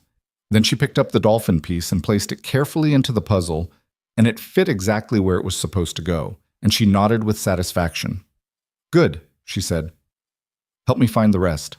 So he pulled up a chair and sat down beside her, and they worked on the puzzle together. And outside the window, the January sun was doing its best with what it had. and the snow on the street was melting in patches, and somewhere across the city, Sophia Carter was sitting in her office, 8 years of company history on the walls around her, making the calls that needed to be made, both of them where they needed to be. The weeks that followed were not clean. That was the first thing Ethan noticed from the outside looking in, that the aftermath of something like this doesn't resolve neatly, doesn't close up and scar over the way people who haven't lived through institutional betrayal tend to imagine it does. It bleeds. Slowly, in multiple directions at once, in ways that keep surprising you. He knew this because Eleanor Park called him twice in the 2 weeks after the boardroom. Not asking for anything technical, she had her own people for that now. A full external investigation team brought in from a firm that specialized in exactly this kind of corporate forensics. She called because she was the kind of person who closed loops, who believed that people who'd been part of something deserved to know how it ended, and she'd decided apparently that Ethan fell into that category. The first call came 4 days after.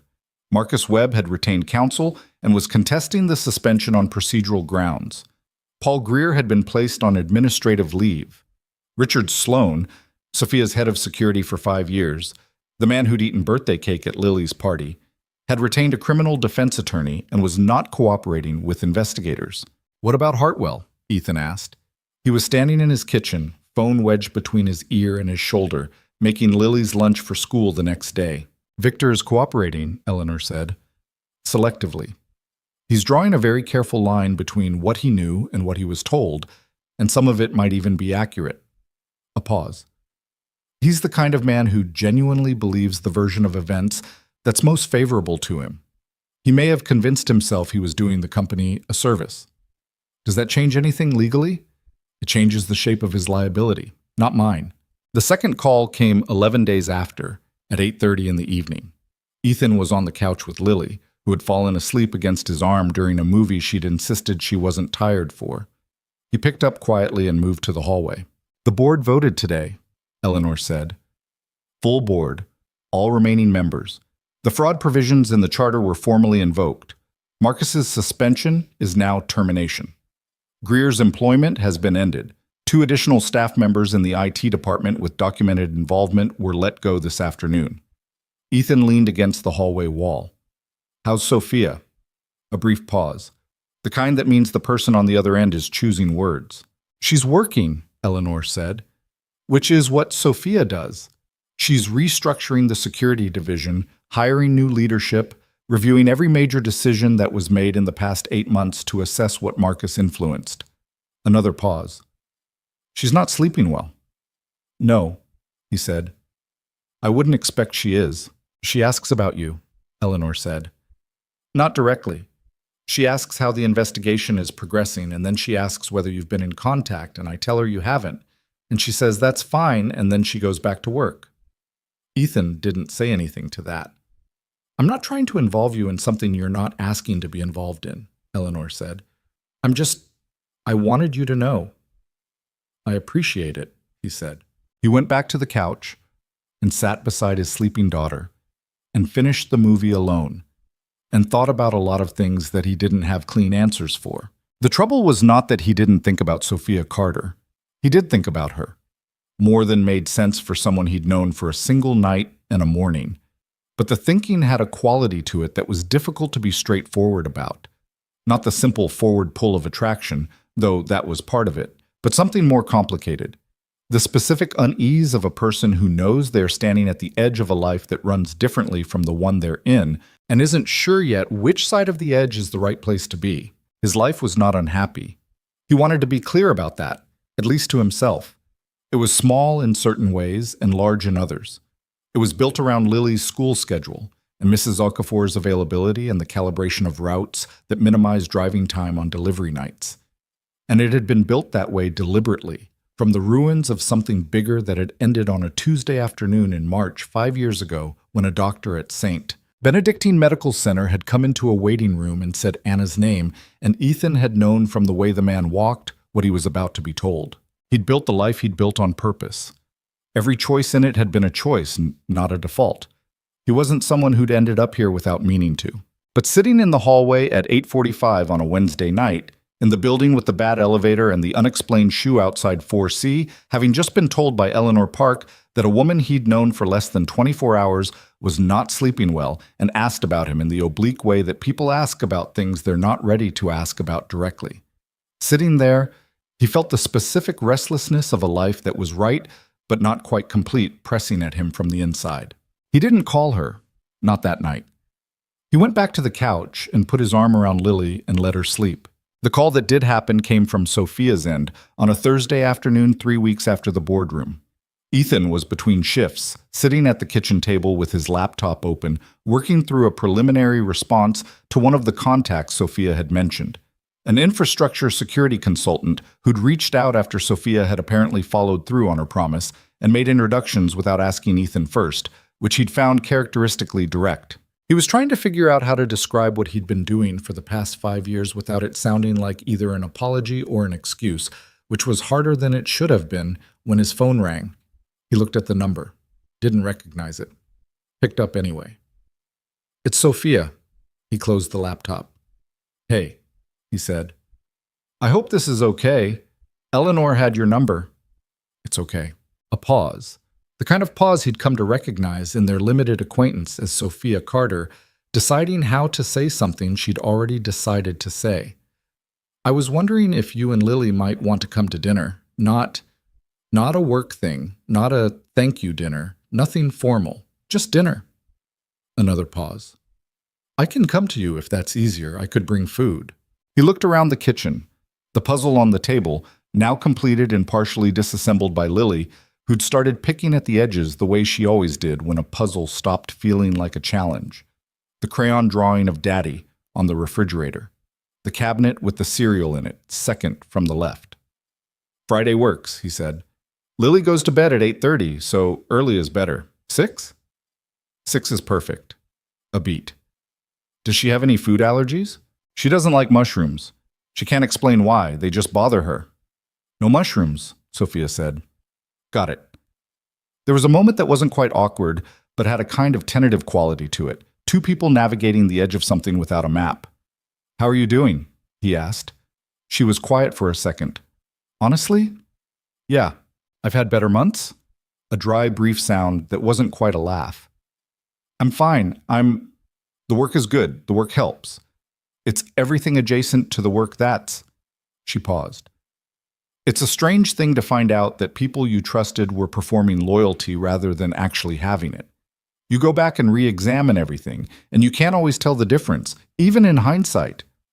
"No," he said. "You can't always." Does that get easier? That specific thing? Because you've been through something like it, I think. A different kind, but..." He thought about how to answer honestly. Not the answer that was comforting and not the answer that was unnecessarily bleak. "You stop looking for it after a while," he said. "Not because you stop caring. Because you get better at knowing which things deserve examination and which things you're just examining because you're in the habit of not trusting. The two feel the same for a while, and then they don't." A silence. "That's actually helpful," she said. "Thank you." 6 o'clock Friday, he said. "I'll be there." She arrived at 5:58 with 2 bags from a Thai place 3 miles across the city that Ethan had driven past maybe 100 times without ever going in. She was wearing jeans and a dark green jacket and looked more like the person she'd been at the kitchen table at 2 in the morning than the person on the Garrison Street billboard, which he registered without knowing exactly what to do with. Lily answered the door before Ethan got to it, because Lily had been monitoring the situation from the window for 15 minutes. Sophia crouched down in the hallway so she was at eye level. "You must be Lily." "You were sleeping on our couch," Lily said. "I was," Sophia said. "Your dad was very kind to let me." Lily considered this for a moment. "We have a puzzle," she said. "It's the ocean. We finished it, but I messed it up again." "I've done that," Sophia said. "Couldn't leave it alone?" "It was just sitting there," Lily said with the tone of someone who considers this self-evident. Sophia looked up at Ethan, who was standing behind Lily. Something in her expression was quietly amused, quietly something else that he didn't try to name yet. "Come in," he said. Dinner was not smooth. Lily knocked her water glass over approximately 8 minutes in and spent the next 3 minutes genuinely upset about it. in the way 6-year-olds get upset about small accidents, where the thing itself isn't the issue, but it triggers something bigger and more general about the unpredictability of the world. Ethan mopped it up and said it was fine and refilled the glass, and Lily sniffled twice and then recovered, and Sophia handed her a napkin without making it a thing, which he noticed. The food was good, genuinely good, not in the way that expensive food announces its own quality, but in the way of food that was made carefully and chosen by someone who knew what they were ordering. Lily ate her noodles with the focused attention she gave to things she liked, and talked between bites about her class's science project, which involved growing something in a small pot and required, apparently, a level of daily vigilance that she was taking very seriously. "What are you growing?" Sophia asked. "Beans," Lily said. "They're supposed to come up in 2 weeks, but Mia's already came up, and mine hasn't." "Did they get the same amount of water?" Lily looked at Sophia with the slightly suspicious expression she used when she thought an adult was asking a leading question. "I don't know." "That might be worth checking," Sophia said mildly. "Sometimes it's not about doing something wrong, just about the small differences in conditions." Lily thought about this. "Like what?" "Where the pot sits, how warm it is, how deep the seed went in." "Mine went in pretty deep," Lily said. "Then it might just need more time." Lily considered this with genuine seriousness. Then, "Did you ever grow beans?" "I grew tomatoes once," Sophia said, "in a little pot on a fire escape. They were very small tomatoes, but they were tomatoes." Lily seemed to find this satisfying. She went back to her noodles. Ethan looked across the table at Sophia. She was twisting noodles around her fork in the slightly inefficient way of someone who didn't eat this kind of food often enough to have developed technique, and she caught him looking and raised an eyebrow. "What?" she said. "Nothing," he said. "I was just thinking you're good with kids." "I grew up with 3 younger siblings," she said. "You get good at talking to them, or you lose your mind."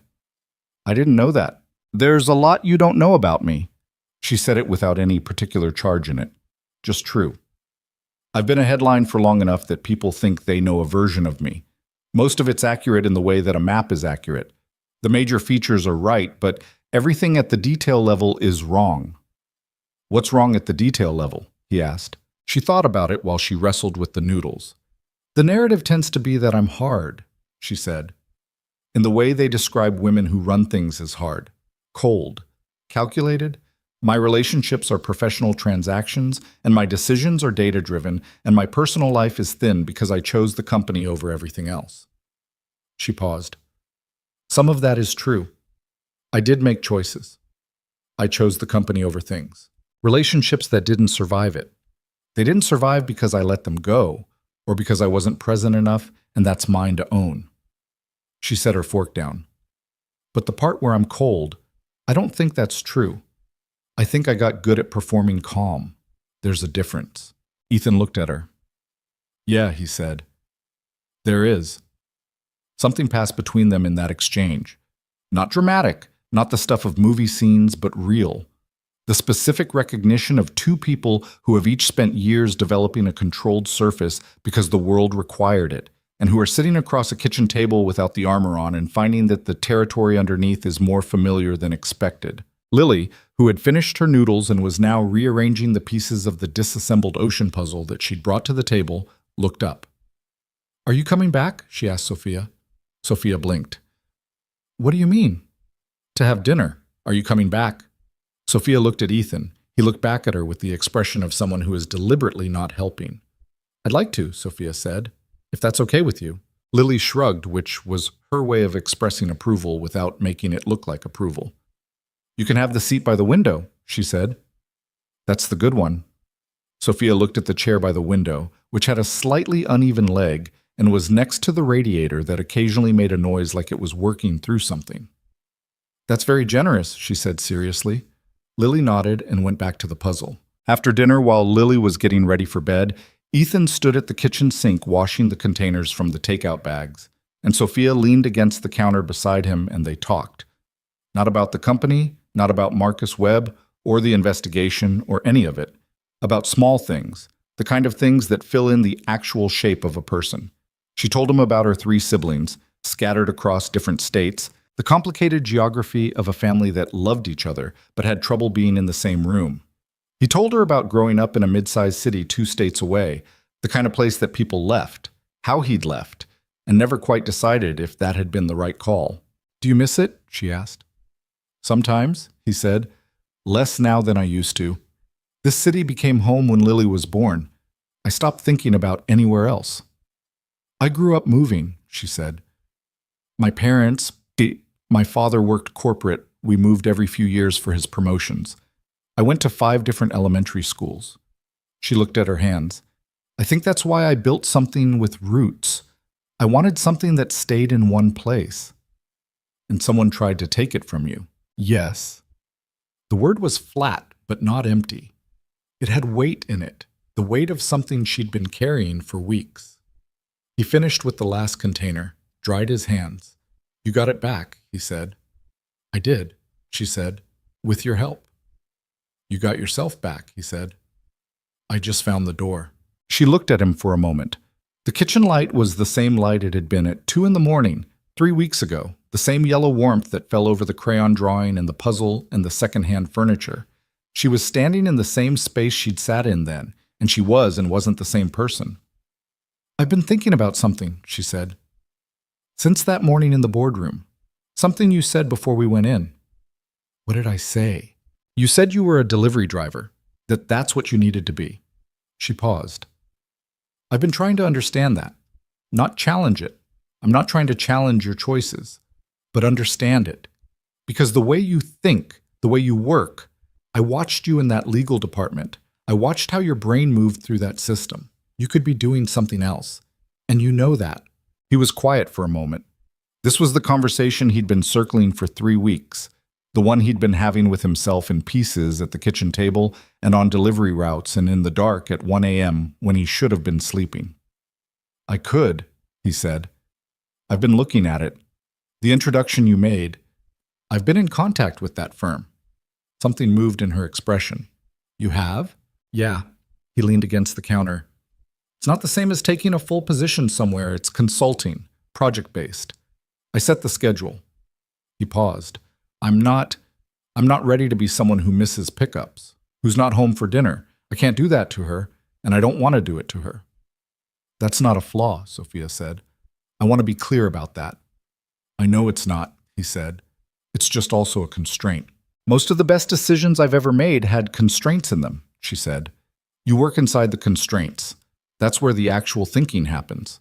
He looked at her. "That's not bad." "It's what I do," she said. Lily's voice came from the back hallway. "Daddy, I can't find my rabbit." "Check under the blanket," he called back. A pause. Then, "It was under the blanket." "There you go." Sophia was smiling. It was a specific smile. Not the professional measured smile of someone managing an impression, but an involuntary one. The kind that happens when something catches you off guard with its ordinariness. "You have to go tuck her in," she said. "I do," he said. 5 minutes. He went. Lily was in bed with the rabbit restored to its proper position and the nightlight on, and he sat on the edge of the mattress and listened to her give a summary of the day that included the spilled water at dinner in a tone that suggested it was now a neutral historical event rather than a catastrophe. "I like her," Lily said. "Yeah?" "She talked to me like a person." Lily looked at him. "Some adults talk to kids like kids." "What's the difference?"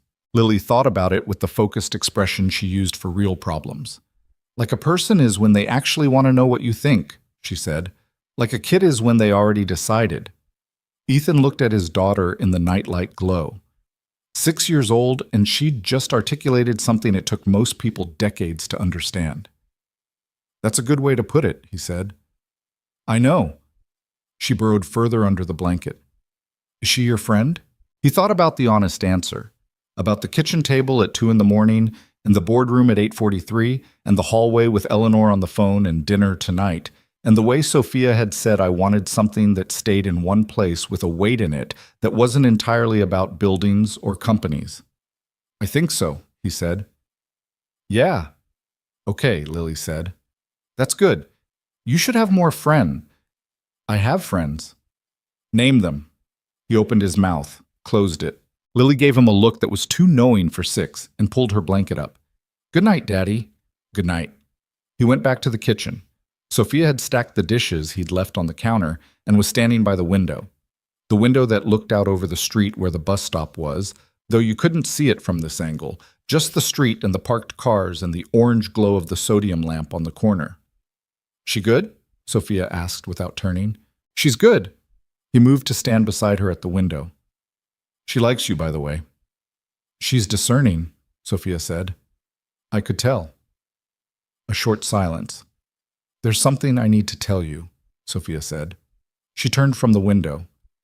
Her expression had something in it that was between careful and decided, the look of someone who has thought about whether to say something and has concluded that not saying it is worse. The position I offered you, the Infrastructure Security Division. Sophia, I'm not offering it again, she said quickly. I'm not going back on understanding why you said no. I'm telling you something different. She paused. I withdrew it from the market, the executive position. I'm not filling it the way I originally planned. He looked at her. I've been looking at the whole security structure, she said. Since the investigation started, since I had to look at every system that Marcus and Sloan compromised, I've been looking at what the actual gaps are. And the gap isn't an executive. The gap is in the architecture itself, the way the systems talk to each other, the way access is structured, the assumptions that were built in 5 years ago that nobody's challenged since. She met his eyes. What I need is a consultant, someone to come in on their own terms, on a flexible schedule, and audit the entire infrastructure from the ground up. Not a position, a project. 6 months, maybe 8. You set the hours, you work around whatever else you have going on. He was quiet. I know you're talking to the other firm, she said. This isn't instead of that. It could run alongside, or before. Or you could say no and I'll find someone else, and it won't be as good, but it'll be fine. He looked out the window, the sodium lamp on the corner, the quiet street. The thing was, and he knew this about himself, it was something he'd had to learn the hard way. The thing was that protecting the life he'd built didn't mean refusing to let it grow. Those were two different instincts, and he'd been confusing them for years. He'd been treating any change as a potential threat, any expansion as a potential loss. And the result was a life that was solid but standing still. Lily was 6. She was growing every day. She would need things that staying perfectly still couldn't give her. And he was 32, and he had a brain that had spent 5 years running errands for it. Send me the scope of work, he said. Sophia looked at him. Yeah? Let me see what you actually need and what access you'd be giving me and how the timeline is structured. Send me the scope of work and I'll read it properly. She nodded, not triumphant, just present. I'll have Eleanor draft it. Not Eleanor, he said. You write it. If we're working together, I want to know what you actually think you need. Something in her expression shifted, a recognition. Okay, she said. I'll write it. Okay. She picked up her jacket from the back of the chair. She was leaving, and they both knew it, and there was an ease to the transition that they hadn't had 3 weeks ago, which was itself a kind of answer to a question neither of them had fully asked yet. At the door, she paused. The introduction I made, she said, to the consulting firm.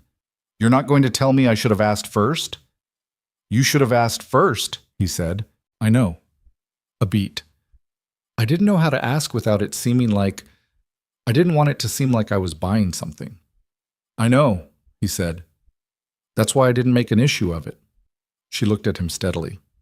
You're very hard to offend. Not really, he said. I'm just good at knowing the difference between things that deserve it and things that don't. She almost smiled. Right, she said. Good night, Ethan. Good night. The door closed. He stood in the small entryway for a moment, coat hanging on the hook beside him, legal pad on the shelf where he'd left it 3 weeks ago, 4 circled questions all answered, new questions starting to form. The building was quiet. Lily was asleep. The radiator by the window made its usual sound, working through something, and outside the sodium lamp on the corner cast its orange circle on the snow-narrowed street. He went to the window and stood where Sophia had been standing.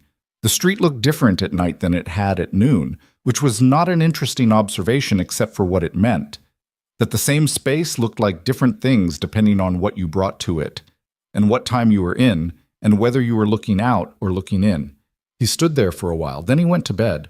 The scope of work arrived on a Tuesday morning, 9 days after Sophia had stood at his kitchen window and said she'd write it herself.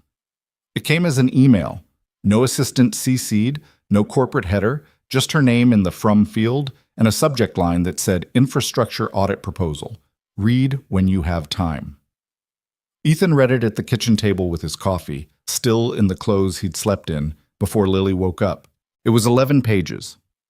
Single-spaced in places where she was being precise, which was most of it. It was not written like a corporate document. It didn't have the padded language of something drafted by committee, the kind of proposal that says a lot while committing to very little. It was direct. It identified specific systems, specific gaps, specific questions she needed answered. There were places where she'd written things like, I don't know enough about this layer to know what I don't know. That's what I need you for, which was the most honest thing he'd read in a professional document in years. She'd included a rate. It was more than fair. He almost called her to tell her it was too much, and then he thought about it for a moment and decided that was a conversation they could have in person. He read it twice, made notes in the margin of the legal pad he kept by the table. By the time Lily padded out in her orange fox pajamas and asked if there was cereal, he had 6 questions and 2 suggested modifications and a general sense that the project was real and doable and interesting in the way that good problems are interesting. Not because they're easy, but because you can see the shape of what solving them would look like. You're making a face, Lily said. What kind of face? The thinking one. She climbed into her chair and reached for the cereal box. Is it a good thinking or a bad thinking? Good, I think, he said. Okay. She poured cereal. Is it about Sophia? He looked at her.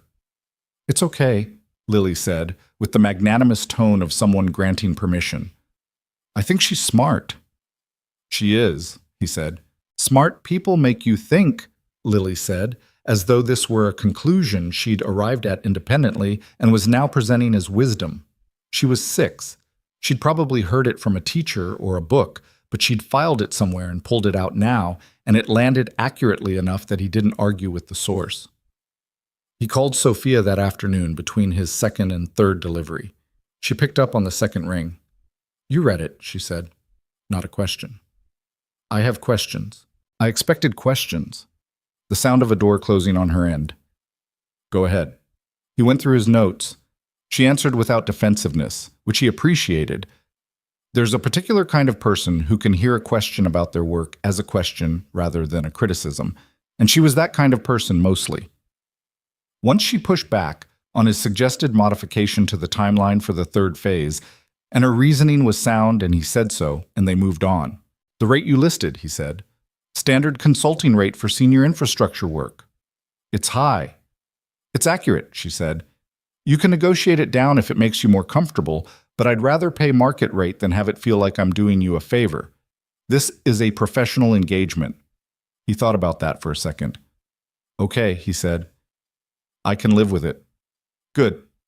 A pause. So you're saying yes, she said.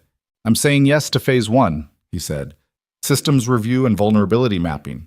6 weeks. We evaluate from there. That's fair, she said. When can you start? He looked out the truck window at the street, at the afternoon light going gray at the edges. He thought about his delivery schedule, about the time it would take to restructure his weeks, about the conversation he needed to have with his dispatcher about reduced hours. 2 weeks, he said. I need to sort a few things. 2 weeks, she said. I'll have Eleanor get the contract to you by end of week. Tell Eleanor I'll read it, but I'm not negotiating with her. If I have changes, they go to you. A brief silence. Then, with something underneath the professionalism that she was choosing to let through, You're going to be difficult to work with, aren't you? Probably, he said. Good, she said, and he could hear that she meant it. The 2 weeks he'd asked for were full in the way that weeks are when you're changing the shape of your life in small, practical increments. He talked to his dispatcher, a weathered man named Pete, who'd known Ethan for 3 years and taken the news of reduced hours with a shrug and a comment about not being surprised, which Ethan found ambiguous in a way he decided not to examine. He restructured his schedule so that deliveries ran Tuesday through Thursday evenings and alternating Saturdays, leaving Monday, Wednesday, and Friday for the consulting work.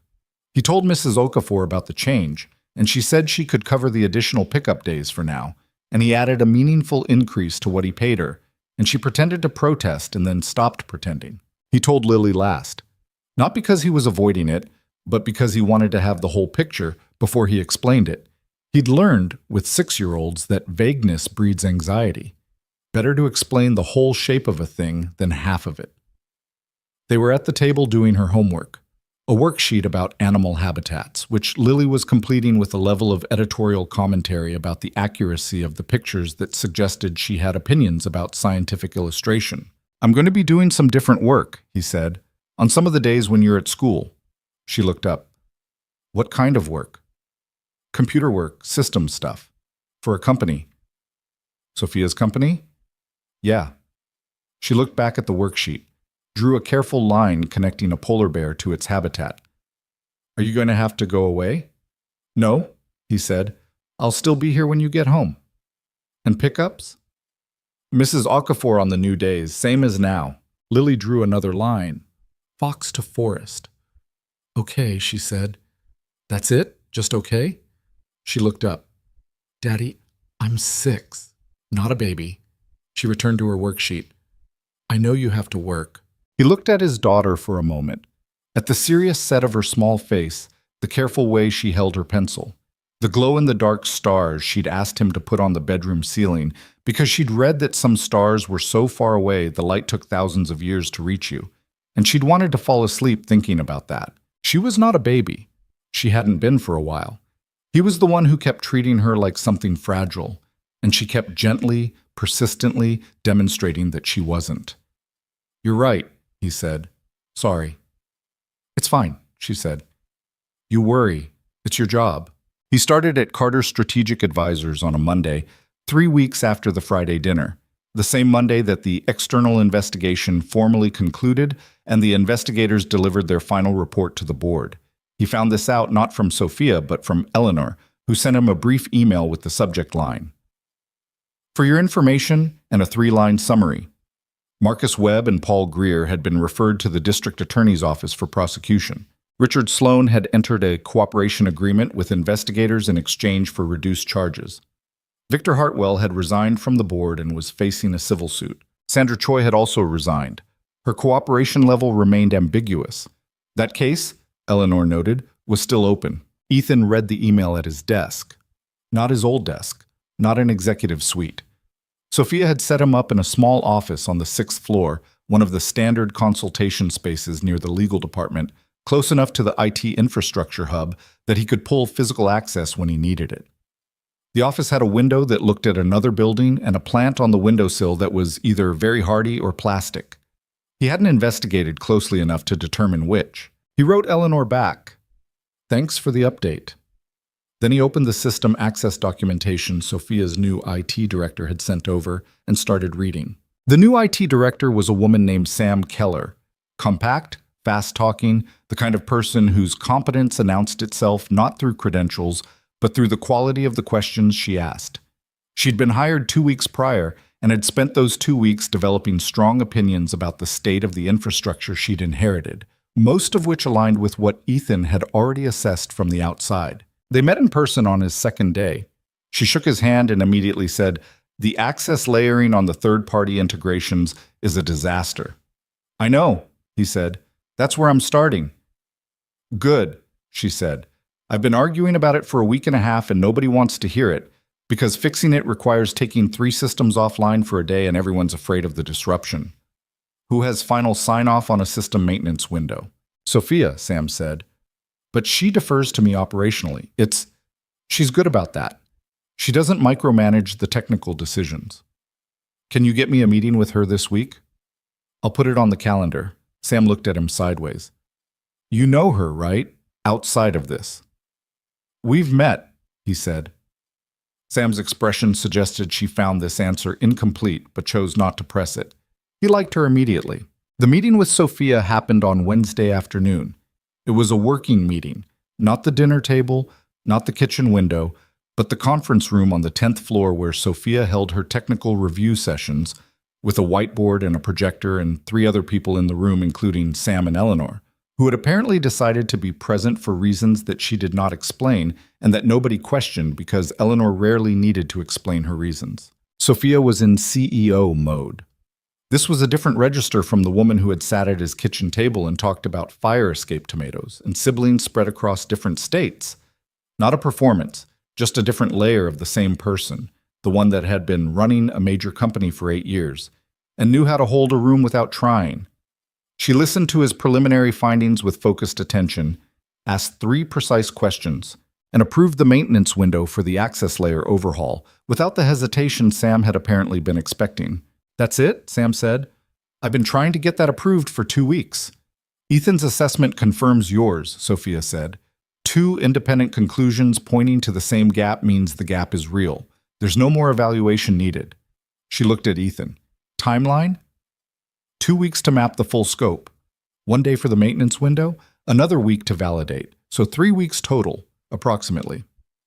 "Do you need anything from me beyond the maintenance authorization?" "Not yet," he said. "I'll flag if that changes." She nodded. The meeting moved on. Afterward, in the corridor outside the conference room, she fell into step beside him. Not orchestrated, just the natural consequence of them leaving the same room at the same time and heading in the same direction. "How's it feel?" she asked. Quietly, not for the room, which was behind them now. "Like something that needs to be fixed," he said. "Which is a good feeling." She looked at him briefly. "I meant in general, being here." He thought about it honestly. The 6th-floor office and the plant of uncertain vitality and Sam Keller's opinions about access layering and the document he'd been reading for 3 hours that morning that described the full shape of a system that had been trusted without being understood. "Like something waking up," he said, "which is a slightly strange feeling." "Good strange or bad strange?" "Ask me in 3 weeks," he said. She almost smiled. "Okay," she said. She turned toward her office. Then over her shoulder, "Lily's bean came up yet?" He stopped. "How do you know about her bean?" "She texted me," Sophia said. He stared. "She doesn't have a phone." "She used yours," Sophia said. "Last Friday, apparently, while you were in the shower.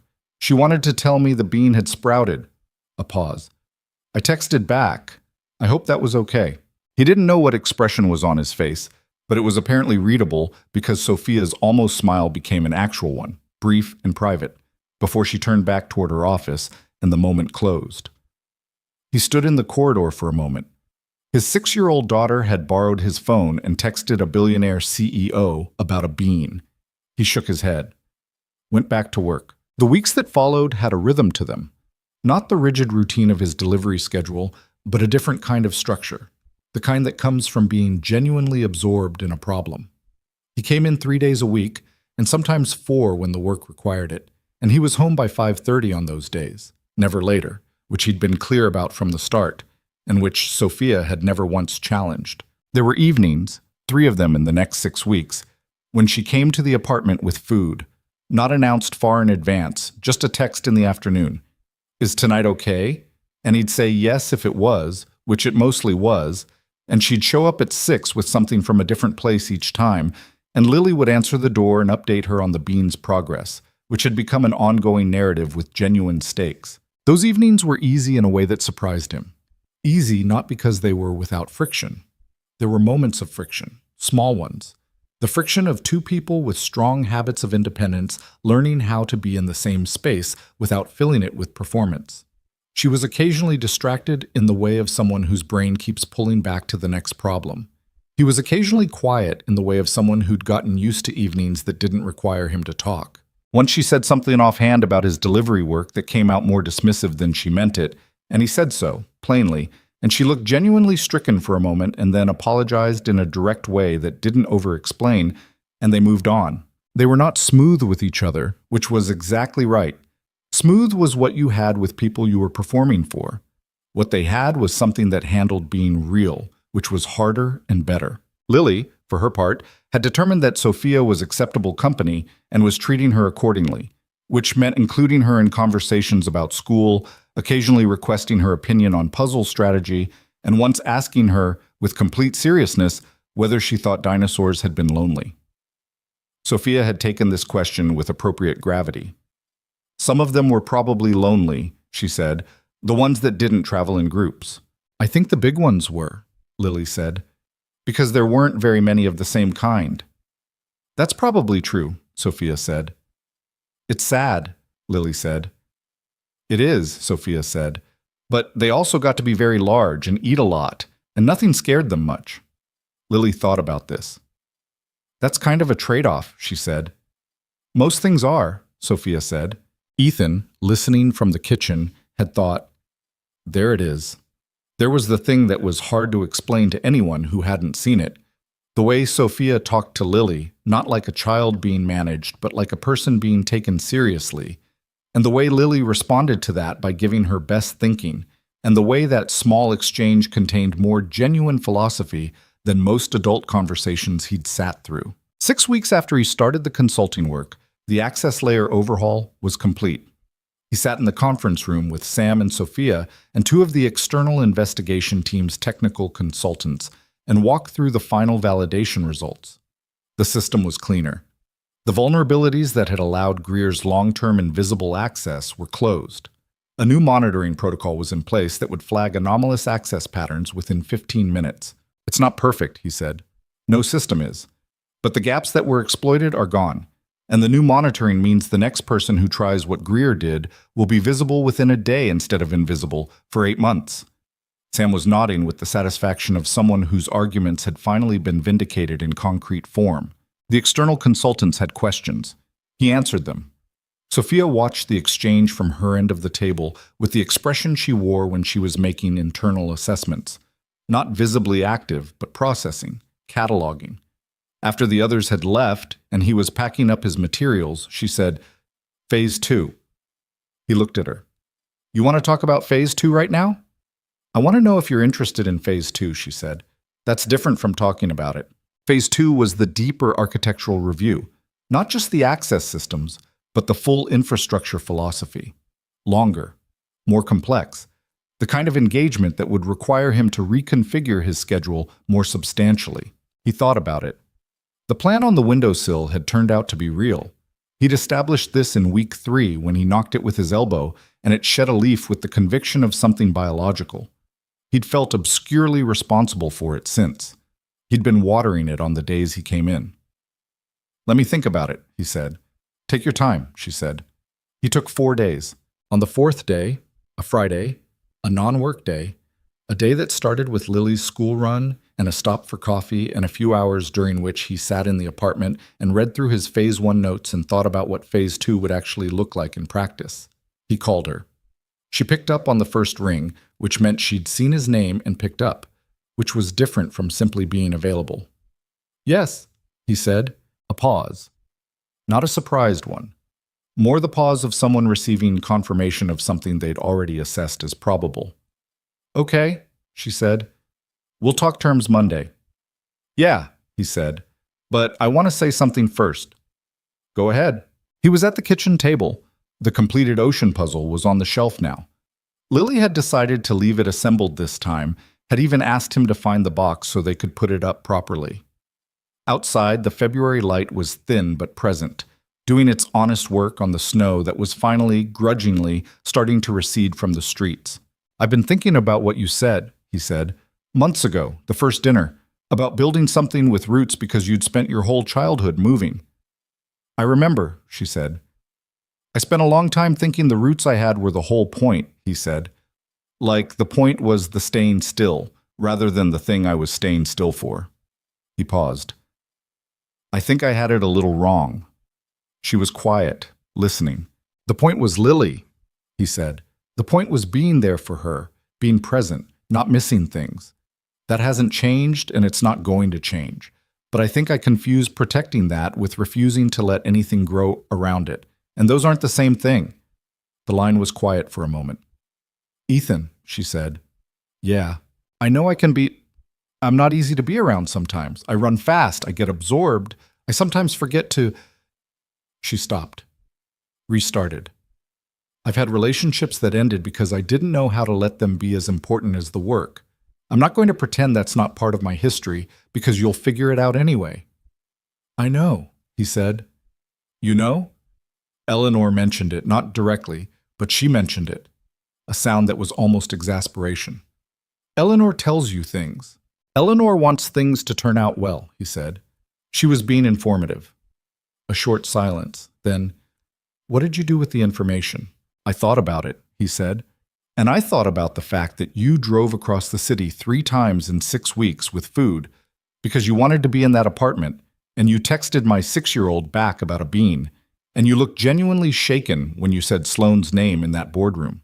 He paused. People who run too fast to let things be important don't do those things. She was quiet for a long moment. I'm trying, she said. It was simple and unguarded in a way he'd come to recognize as her real voice, the one that existed underneath the composed, calibrated professional surface. It came out in the kitchen late at night and on the phone on Friday afternoons when she hadn't had time to put the armor back on. I know, he said. So am I. Another quiet moment. Not empty, full of the particular texture of 2 people standing at the edge of something and acknowledging that they're both standing there. Monday, she said. Terms for phase 2. Monday, he said. And Ethan. Yeah. Bring Lily on Saturday, she said. I want to show her something at the office. We have a rooftop garden. It was part of a sustainability initiative 2 years ago. She can see actual full-grown bean plants. He was quiet for a moment. She'll ask you 1,000 questions, he said. I'm counting on it, Sophia said. He picked up Lily from school that afternoon and they walked home the long way, the way that went past the park where the pigeons congregated with anarchic confidence, and Lily sometimes felt philosophically compelled to stop and evaluate them.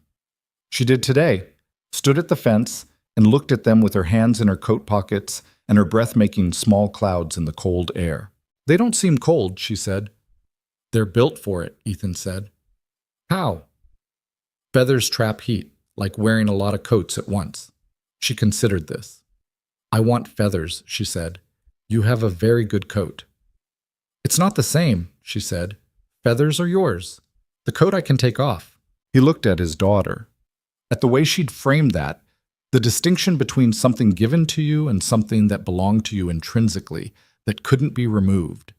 6 years old, standing in front of pigeons, making a point about security and identity that half the people he'd ever worked with hadn't managed to articulate. You're right, he said. That's different. She looked up at him. Sophia said I can come to her building on Saturday to see the plants. How did you? She texted me, Lily said. I checked your phone when you were making lunch. He exhaled slowly. Lily. You were right there, she said. I wasn't being sneaky. You were a little sneaky. A little, she admitted without apparent remorse. Are we going? He looked down at her, at the face he knew better than any face in the world. The crow's wing eyebrows she'd gotten from Anna, the determined set of her jaw that was entirely her own, the eyes that missed very little and forgave most things and were watching him now with the alert patience of someone who already knows the answer but is waiting for you to arrive at it yourself. He thought about Anna sometimes and wondered what she would have made of all this. The bus stop, the boardroom, the Friday dinners, the bean updates, the particular strange shape of the life he was slowly allowing himself to build. He didn't know. He couldn't know. But he knew Anna had been the least sentimental person he'd ever loved, which was its own kind of information. She would not have wanted him standing still. Yeah, he said. We're going. Lily nodded, turned back to the pigeons for one final assessment, seemed to conclude they were fine, and started walking. He walked beside her. The February afternoon was cold and thin and entirely ordinary, and the street stretched out ahead of them with all its unremarkable specificity, the cracked sidewalk, the corner store, the building with the bad elevator, the sodium lamp that would come on in an hour and cast its orange circle on the snow. This was the thing nobody told you about the life you ended up with. It wasn't the dramatic moments that made it real. Not the boardrooms or the confrontations or the nights that changed everything. Those moments existed, and they mattered, and they shaped things. But what made a life actual, what gave it weight and texture and the quality of being genuinely yours, was exactly this. The ordinary afternoon, the cold air, the small hand that occasionally bumped against his as they walked, the questions that came without warning and required honest answers. He had spent 5 years protecting this life and almost no time letting himself live it fully. The distinction, he understood now, was the difference between a house kept so carefully preserved that nobody sat on the furniture and a house that was actually a home. Some things were worth protecting because of what they were. Not in spite of what they let in, but because of it. On Saturday, Sophia met them in the lobby of the Carter Strategic Advisors building. She was wearing a sweater instead of a blazer and looked slightly nervous in a way she probably thought she was hiding but wasn't. A small, human thing that Ethan noticed and found more reassuring than any amount of composure would have been. Lily walked up to her and said, "I looked up rooftop gardens. They can have bees." "We do have bees," Sophia said. "2 hives." Lily stopped, looked up at her with an expression of complete and serious delight. "Real bees?" she said. "Real bees," Sophia said. "In a building?"